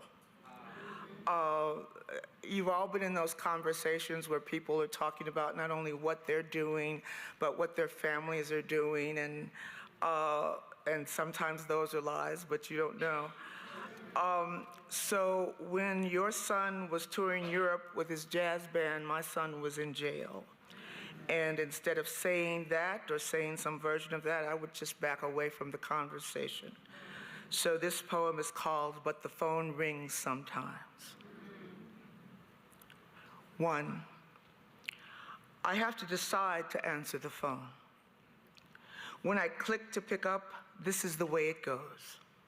There's that blip of echoed air, and I say, hello, hello, before his new mama, disembodied white female, middle American, all-purpose monotone, informs me that I have a collect call from an inmate of the Middlesex House of Corrections. And in the silence left open for his name, my son barks, Damon! Gravel and guttural and studied badass, and oh, I realize, blind walking into what now passes for ritual, it's just my son again, his cage gracelessly unlatched so that he can mumble, temporarily reach into another air, and tell me that his cellmate plans to kill him in his sleep. Then I'm just another drooped mama in a ceaseless snaking line, summoning my cinematic coup. Lately, it seems the child is always, always about to be murdered. Only seconds later, I'm being treated to a blow-by-blow chronicle of the shaving of his head and the sloppy gouge when the distracted barber's razor cut deep. And mama, there was blood everywhere, but it look all right now. Wait till you see I'm bald-headed. In the next breath, I'm scared, mama. I'm sick. I cough all night. Then, as if he hadn't just swift whispered that weakness, he swifts to a sputter of jailhouse legalese, bringing me up to date on his creaky version of hope. Since I'd never been in jail before, and since I've been staying out of trouble in here, and since I've been doing everything they say, and since it wasn't my gun, but does it matter what grace the system grants? If he's eating well or wrong, if the sentence runs together or top on one another, if he's crazy about his mama? Because when dark drops and my son can no longer fight sleep, a man savagely focused will arc over him, hefting a sock swollen with dead D batteries. Again, because of the dozens of times he swears it's about to happen, I've become an expert at visioning my son's already nicked skull collapsing and slick with itself. 200 miles away, I wince and gamely wear his wound. 2, there's a picture of Damon, snapped over 20 years ago when he was 2. It's black and white, just one unkempt moment in the life of a kid, a snap only a mother craving an unburdened memory could love. His gray sweatsuit is caked with grime, his crown impossibly kinked. Staring at the photo, I long to plunge my hands into those raucous naps, kiss his nose and scoop his resisting wriggle into my arms to snort that rusty meld of sugar and funk. A voice interrupts, Ma! Ma! It is 20 years later again. I should never have picked up the phone. 3, I can get in my car and drive toward him, filling 3 highway hours with Motown's begging men, brown liquor Aretha songs, and those damned insistent pictures of my boy the way he used to be. Deadpan jokester, giggling gum cracker, stupefied by rockets and girls. Then, without mercy, he sprouts upward, dons cavernous denims, stows away screw-top wine, and morphs into OG, cocked cannon, baby maker, rhyme buster, lemming.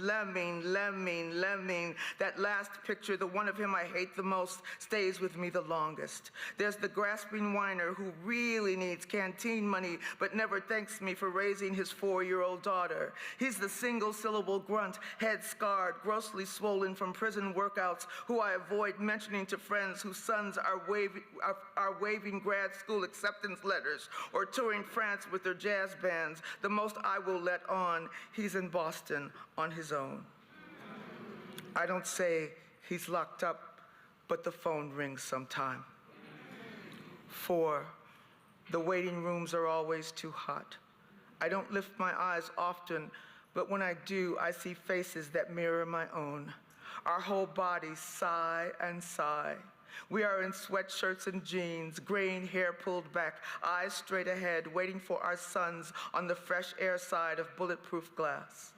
A buzzer sounds and a door slides open for their strange parade. They shuffle as if shackled by boredom, plump and sinew swathed in jumpsuits the color of storm. They are missing molars, sudden bellies, downcast gaze, gang love scorched into biceps, numbed and innocent, numbed and guilty. They stream in, scanning the drab room for mama or bae or Madir or maybe somebody, anybody from the block, somebody who remembers them free. Like toddlers, they hug awkwardly, check out who else has come to see who else, slyly size up their tribe, and greedily eye the vending machines, broken and bulging with poisons. I scour faces, wonder if my son's homicidal cellmate has allowed him dawn. And then there he is. Damon, damn him, serves up that grin guaranteed to slap my heart open. He sputters a few words, see how big my arms are getting, then shuts to a silence, waiting for mama to come through, mutter a flimsy bandage, make it all better. Looking down the long, sorrowful row, I see that expected hush repeated and repeated. All those mothers wanting desperately to be there, but wishing they hadn't come. If only we'd stayed home, listening to the phone ring and not picking up. We could just keep staring out of our own jails into an unbending dark, wallowing in blue, waiting for our sons to rise.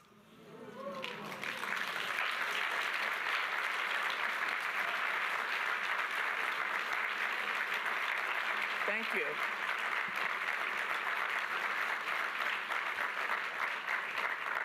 Thank you very much. You're welcome. Thank you. I have one more poem. This is new. New. This is a poem that found its beginning and breath in yet another wisdom uttered by Kwame Dawes.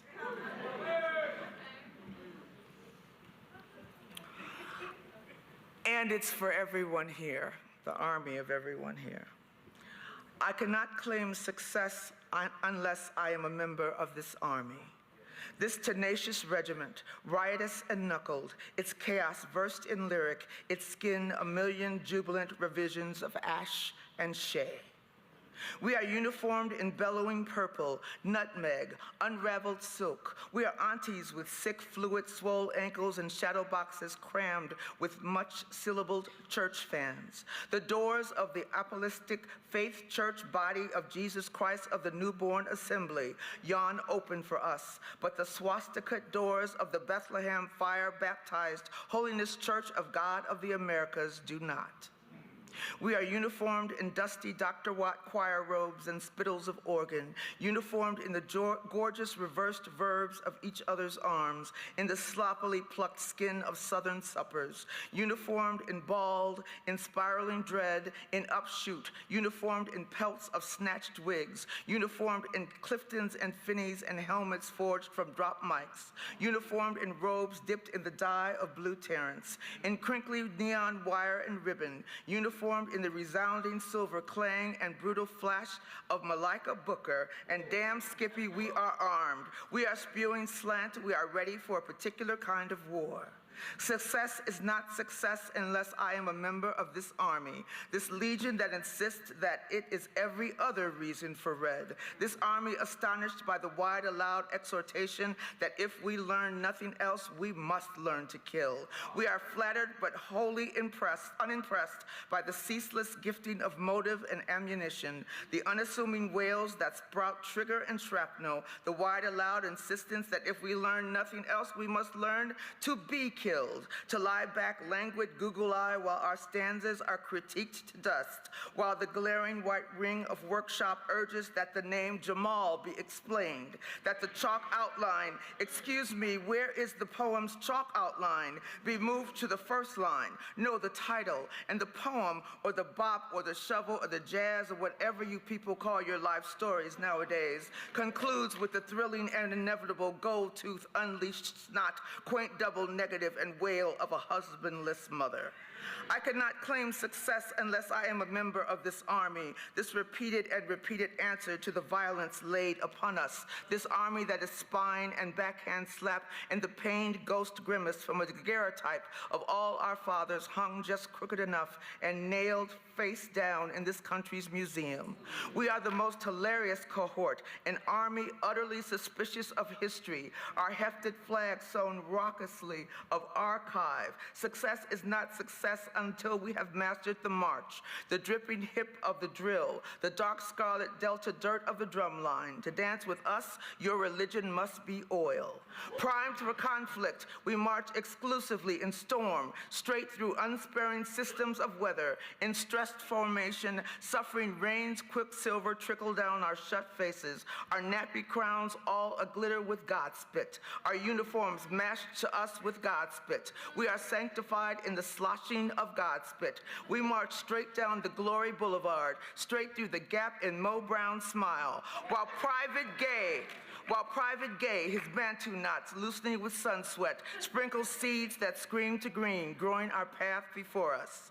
We are march, rent, party, slow drag, and Chi-Town stomp step, and twist it in Rita's tango. Watch us Barracuda and Black Bottom in delectable tandem. We march, I love the Lord, he heard my cry. We march Saturday morning, Chittenden assembly line. Our rations are scrubbed to stank and doused with unnameable heat. We swivel as one.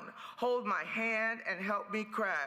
Hold my hand and help me cry. Witnessing until I die. We don't know what we've been told. Writing alone can numb your soul.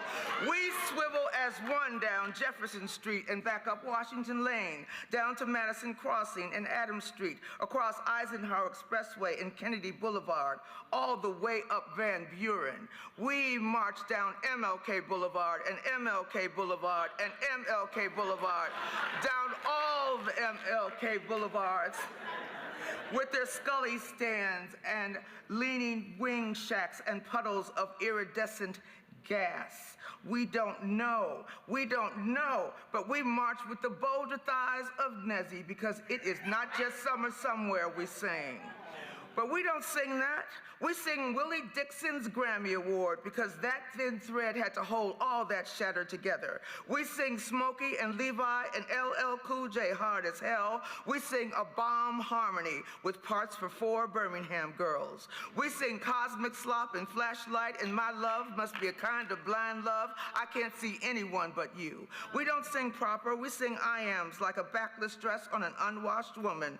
We sing the planets Aisha, Moon, and Venus. We sing the pudgy overflow in Aretha's mirror. We sing Dante's slap of his winning big whiz hand. I cannot claim success until I am a soldier within the scanned prayer of your soldier bodies, until we share sinew and gush, until we snort weep because too much anguish will not stop its happening and there's never enough time to rhyme it. I cannot claim success until we learn together what a bitch happiness can be, how bladed its edges are, how sometimes it's an unleashing to bleed. And notice that the first mentioning of blood is also a mentioning of joy. I cannot claim success until we, the final victims of an insane grace, the silliest, most muscled and musical cousins upon cousins, until each soldier has wearied and fallen for a final time, until we are laid to rest beneath the landscape we have worn dim with our marching. Above us, the rooting of blooms will be unquestioned. Everything will be a window letting in light. They will wallow in Camila Aliisha moonlight. The flowers that grow will begin their own outlines. They will slip fluid in hue, watercoloring their own little lives. When our joined souls claw up to the soil surface, when our voltas and brash dactyls sparkle the dirt, the flowers will flood neon. They will try on new teeth. They will realize their own regiment. They mourn, each releasing a soldier's name to the wind. And there will be forever a need for armies. Knowing this, the flowers are not merely irritated.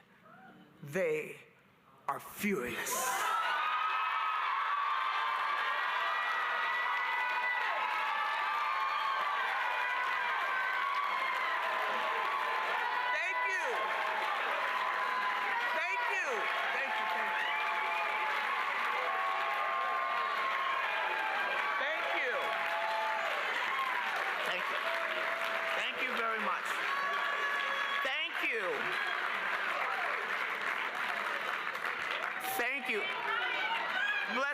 Bless you all and love you all.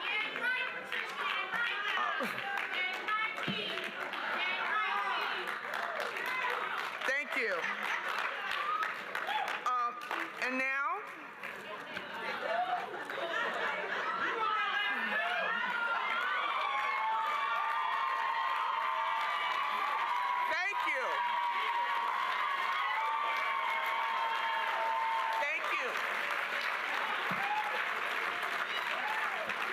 thank you all so much.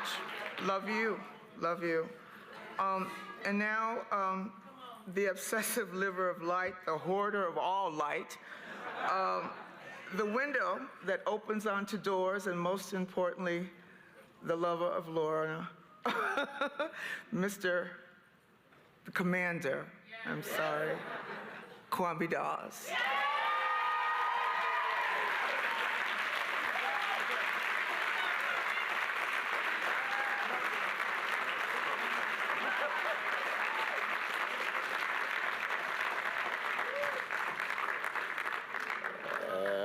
Patricia Smith, oh good.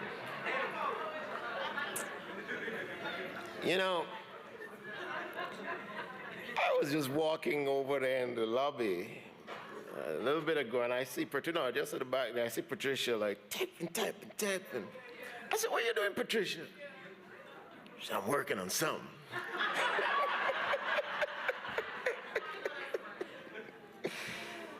That woman is serious. So this is what you were doing. That's beautiful.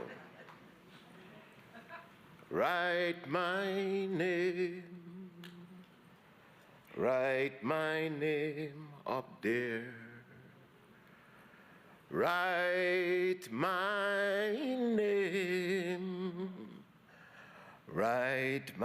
name up there. Miss Effie touch my finger on the golden pen,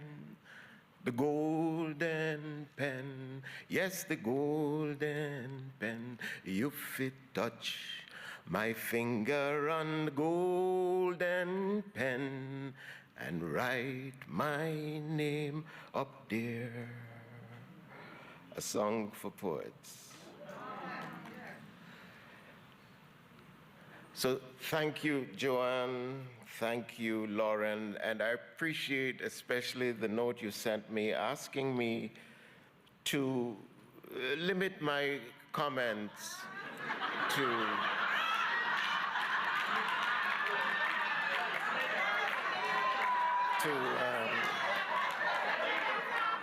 an hour, you know, and I thought to myself, an hour. I had only prepared 15 minutes, but I'll try, you know. So I'm gonna give it a shot. So, you know, we'll see. We'll see what happens. 2 poems. Fish, serpent, egg, scorpion. This is for my son, Kekeli. For everyone who asks receives, he who seeks finds, and to him who knocks the door will be opened. What father among you, if his son asks for a fish, will give him a snake instead? Or if he asks for an egg, will give him a scorpion? Luke 10:12. There were no tears, but in the commotion of these emotional days, the impetus for tears.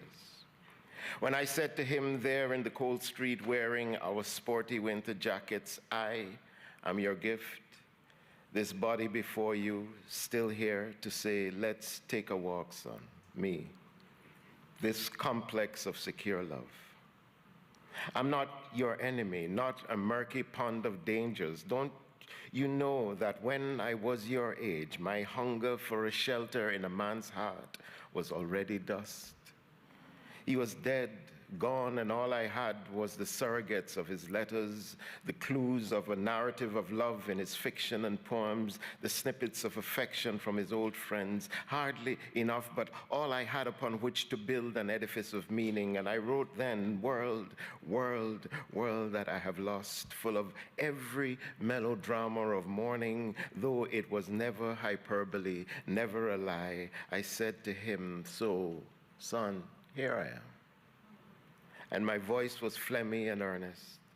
Here I am for you, so use me, feed on me. I'm your father, use me. Perhaps we must all say this, or have thought to say this, we who father sons. Maybe every poem has its own ancestry, but this was us, me embracing him and him saying, sorry, Dad, I know.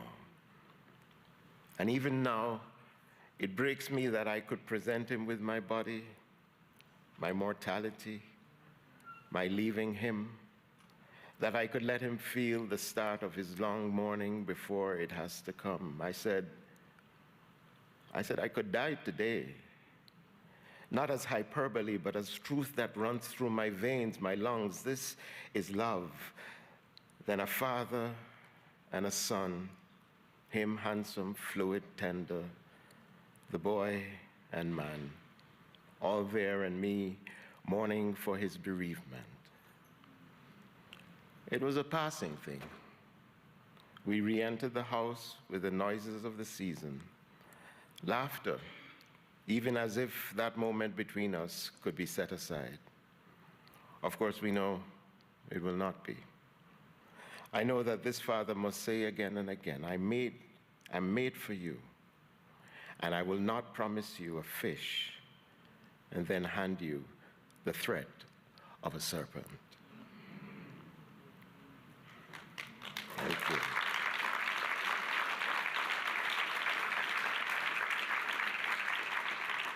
So this is the last poem on this wonderful, wonderful, wonderful event. My gosh. No pressure. My gosh. Thank you, Jericho. I'm sure you got it. You think so?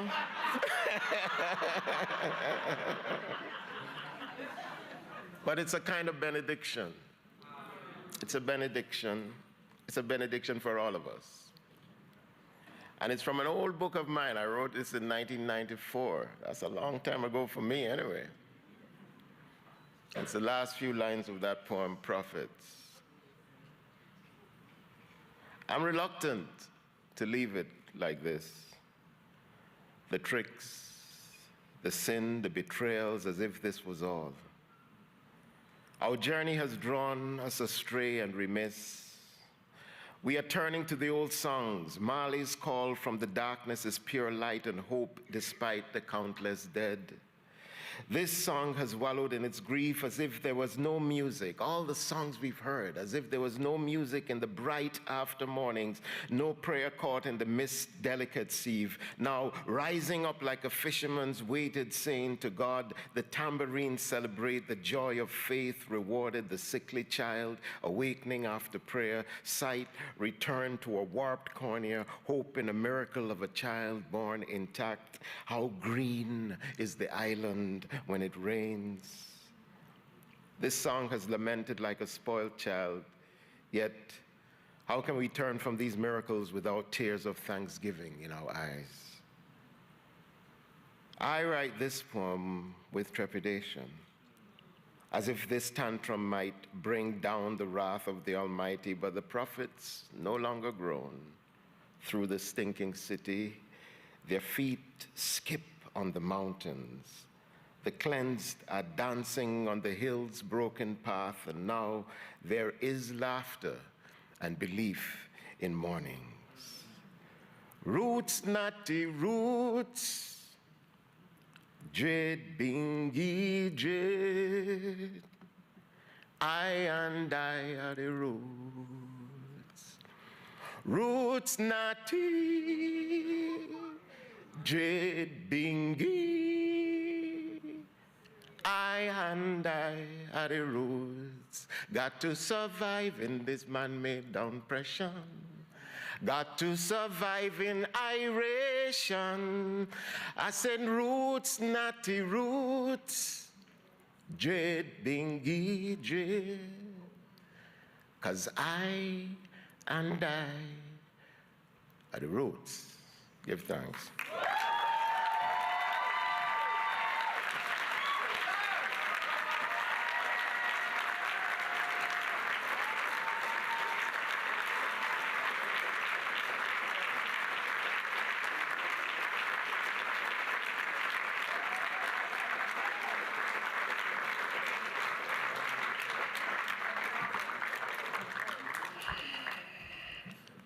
My name is Jericho.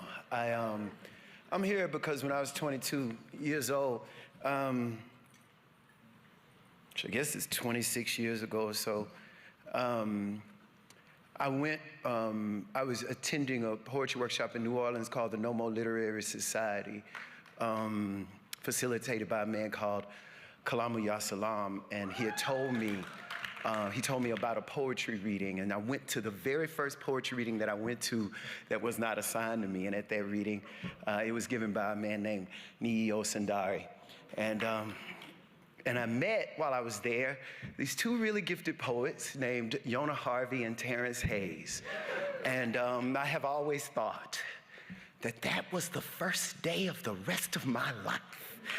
And I am telling you this now because for someone else in this room, it is the first day of the rest of their poetry life.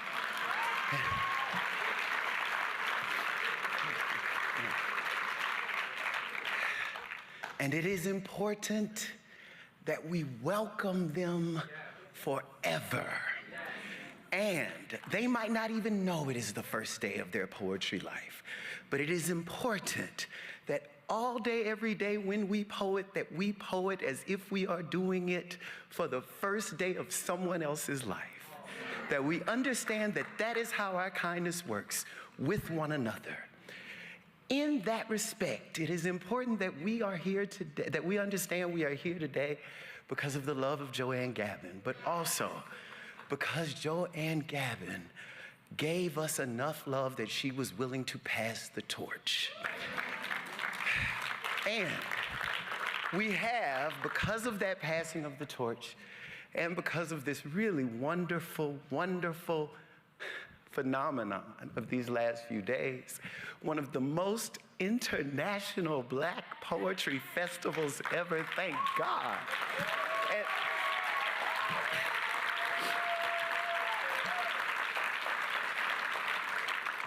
And so my last word here is just that it is very important that we remember that Lauren Allen is the executive director of the Furious Flower Poetry Conference, because Because she is that. Because she's a poet. Do not forget, 10 years from now or 2 days from now, that she is first a poet and appreciates being considered as such. And so, we've heard poems from everybody but her.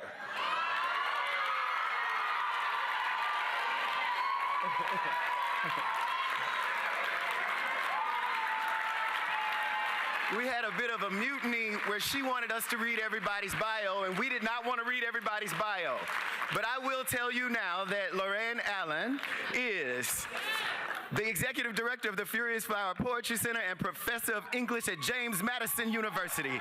She is the author of 2 collections, Honeyfish and Difficult Fruit. Ladies and gentlemen, my girl.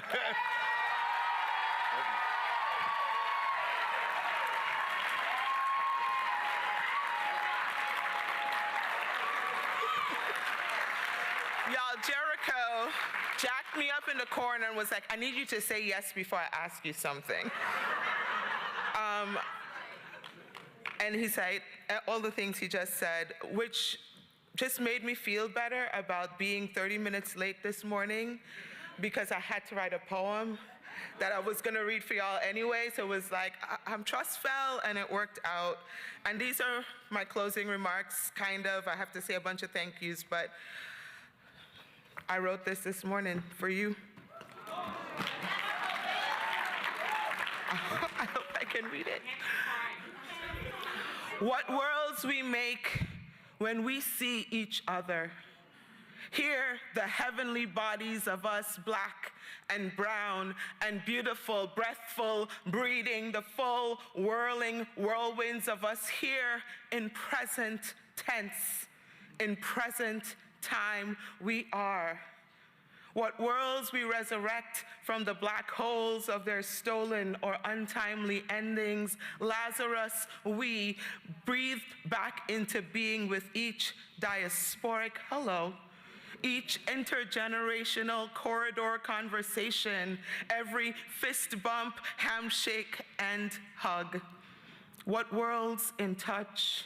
What worlds in the holding, absent of the holds, to have made a world that holds us.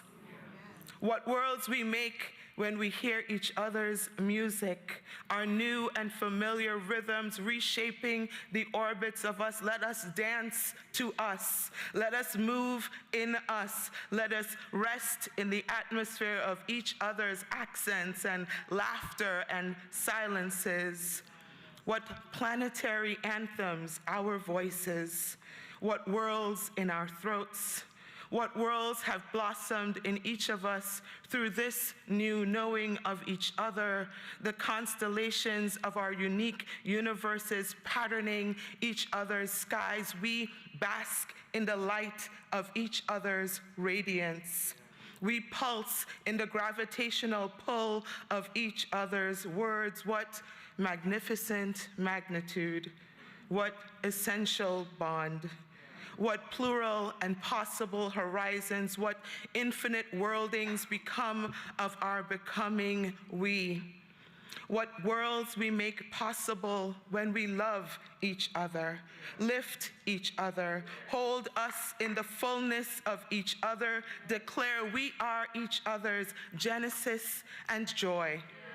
When the black gods of us fashion us again in our image, you and you and you and you and you and black and black and black, and we say we belong to each other.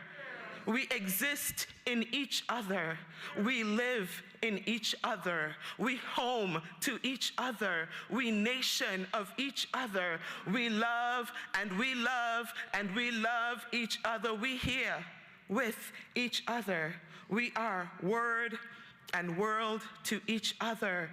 We say, Ashe, and it is good.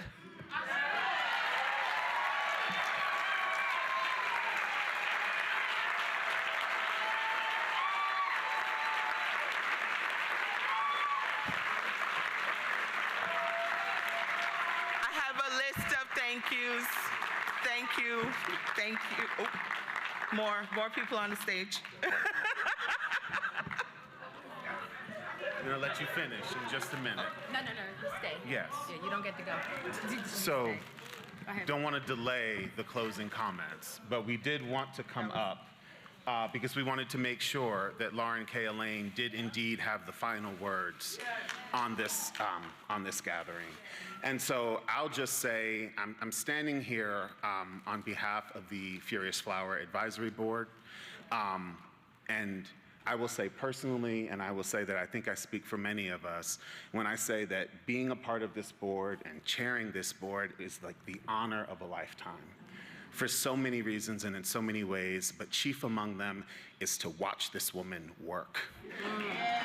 Lauren dreams big, plans big, visions big at all times.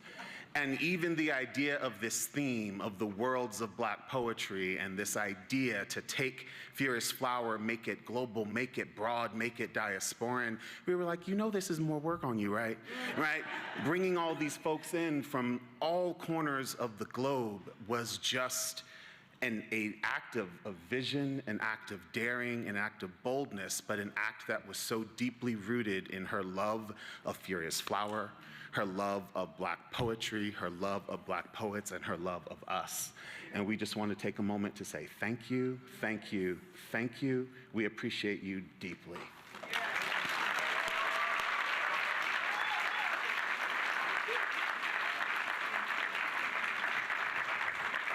I was supposed to say the significance of the symbolism of the gifts. The candle says bookshop. Buy Lauren K. Alleyne's book. I've seen all y'all out here buying books and rushing to get them signed, so that's one. And she didn't ask me to do that since I was on the board. And it is an unofficial statement, not an official board statement. But don't just buy it, read it. And the flowers, we hope that at the end of this conference that you will see those and rest, and relish and not be tired of seeing the Furious Flower logo colors. That's it. Thank you all. Thank you all. I really do need to say, though, that world making is not a singular endeavor. And so I must thank so many people. And I ask for forgiveness in advance if I forget anyone, but I will start with our advisory board who helped me think through and envision. I want to thank my staff. I dream big and all that good stuff, and then they have to help me do it. So I want to thank, can we get some lights so we can see some people? I want to see Megan and Benga, and believe it or not, that is the Furious Flower staff right now, full time. And then we have two amazing, Benga, does she know? Megan Medeiros, where are you, Megan? There's Megan. Thank you so much for all of your labor, y'all. They went above, beyond, and then some. I need to also thank the folks who don't work for me but help me anyway. Sheila Hopkins and Sarah Burke, you have heard from them about your travel, about your hotels, and they have helped me with all these forms that I needed to fill out. And they have other jobs, and they have been doing this on the side. I need to thank the catering folks. I need to thank the festival building folks. I need to thank JMU departments that are listed in the program, so I won't name them right now. I need to thank Sarah Saccone, who is over there, who has been just buzzing and doing all the things. Oh my gosh, I lost my list. I told y'all don't take the list of names. Okay. I need to thank, so many people. Who did I miss? The staff, we did the board. I want to thank our sponsors. Money, we got money. The Mellon Foundation and the Poetry Foundation and Virginia Humanities and James Madison University, who put money in the hat that I kept passing around to every department. I want to thank the poets who said yes. I want to thank the scholars who see us and said yes. I want to thank the folks who paid their registration fee and took the shuttles and the planes and the driving in the crazy rainy roads and got here, and who already, yes, thank you for making this world, this last few days with me, with us. And of course, I have to thank Joanne Gabin for seeing me, seeing us, for helping found and continue what we're trying to do. I'm sure I left people out, y'all. It's like the rush, the things, all of it. But thank you. Thanks, everyone.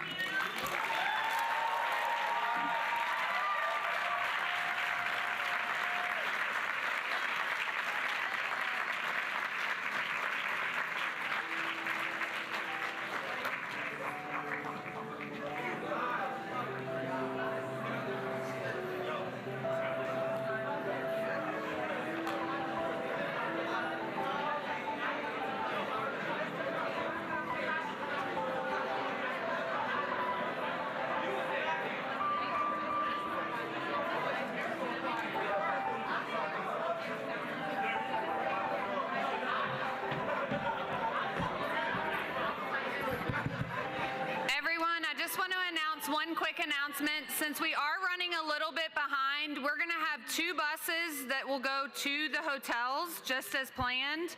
But we will have 2 buses reserved that will go straight to Forbes. It is raining outside, so I wanted to make that announcement in advance. And I'll be out to help support anyone who has questions.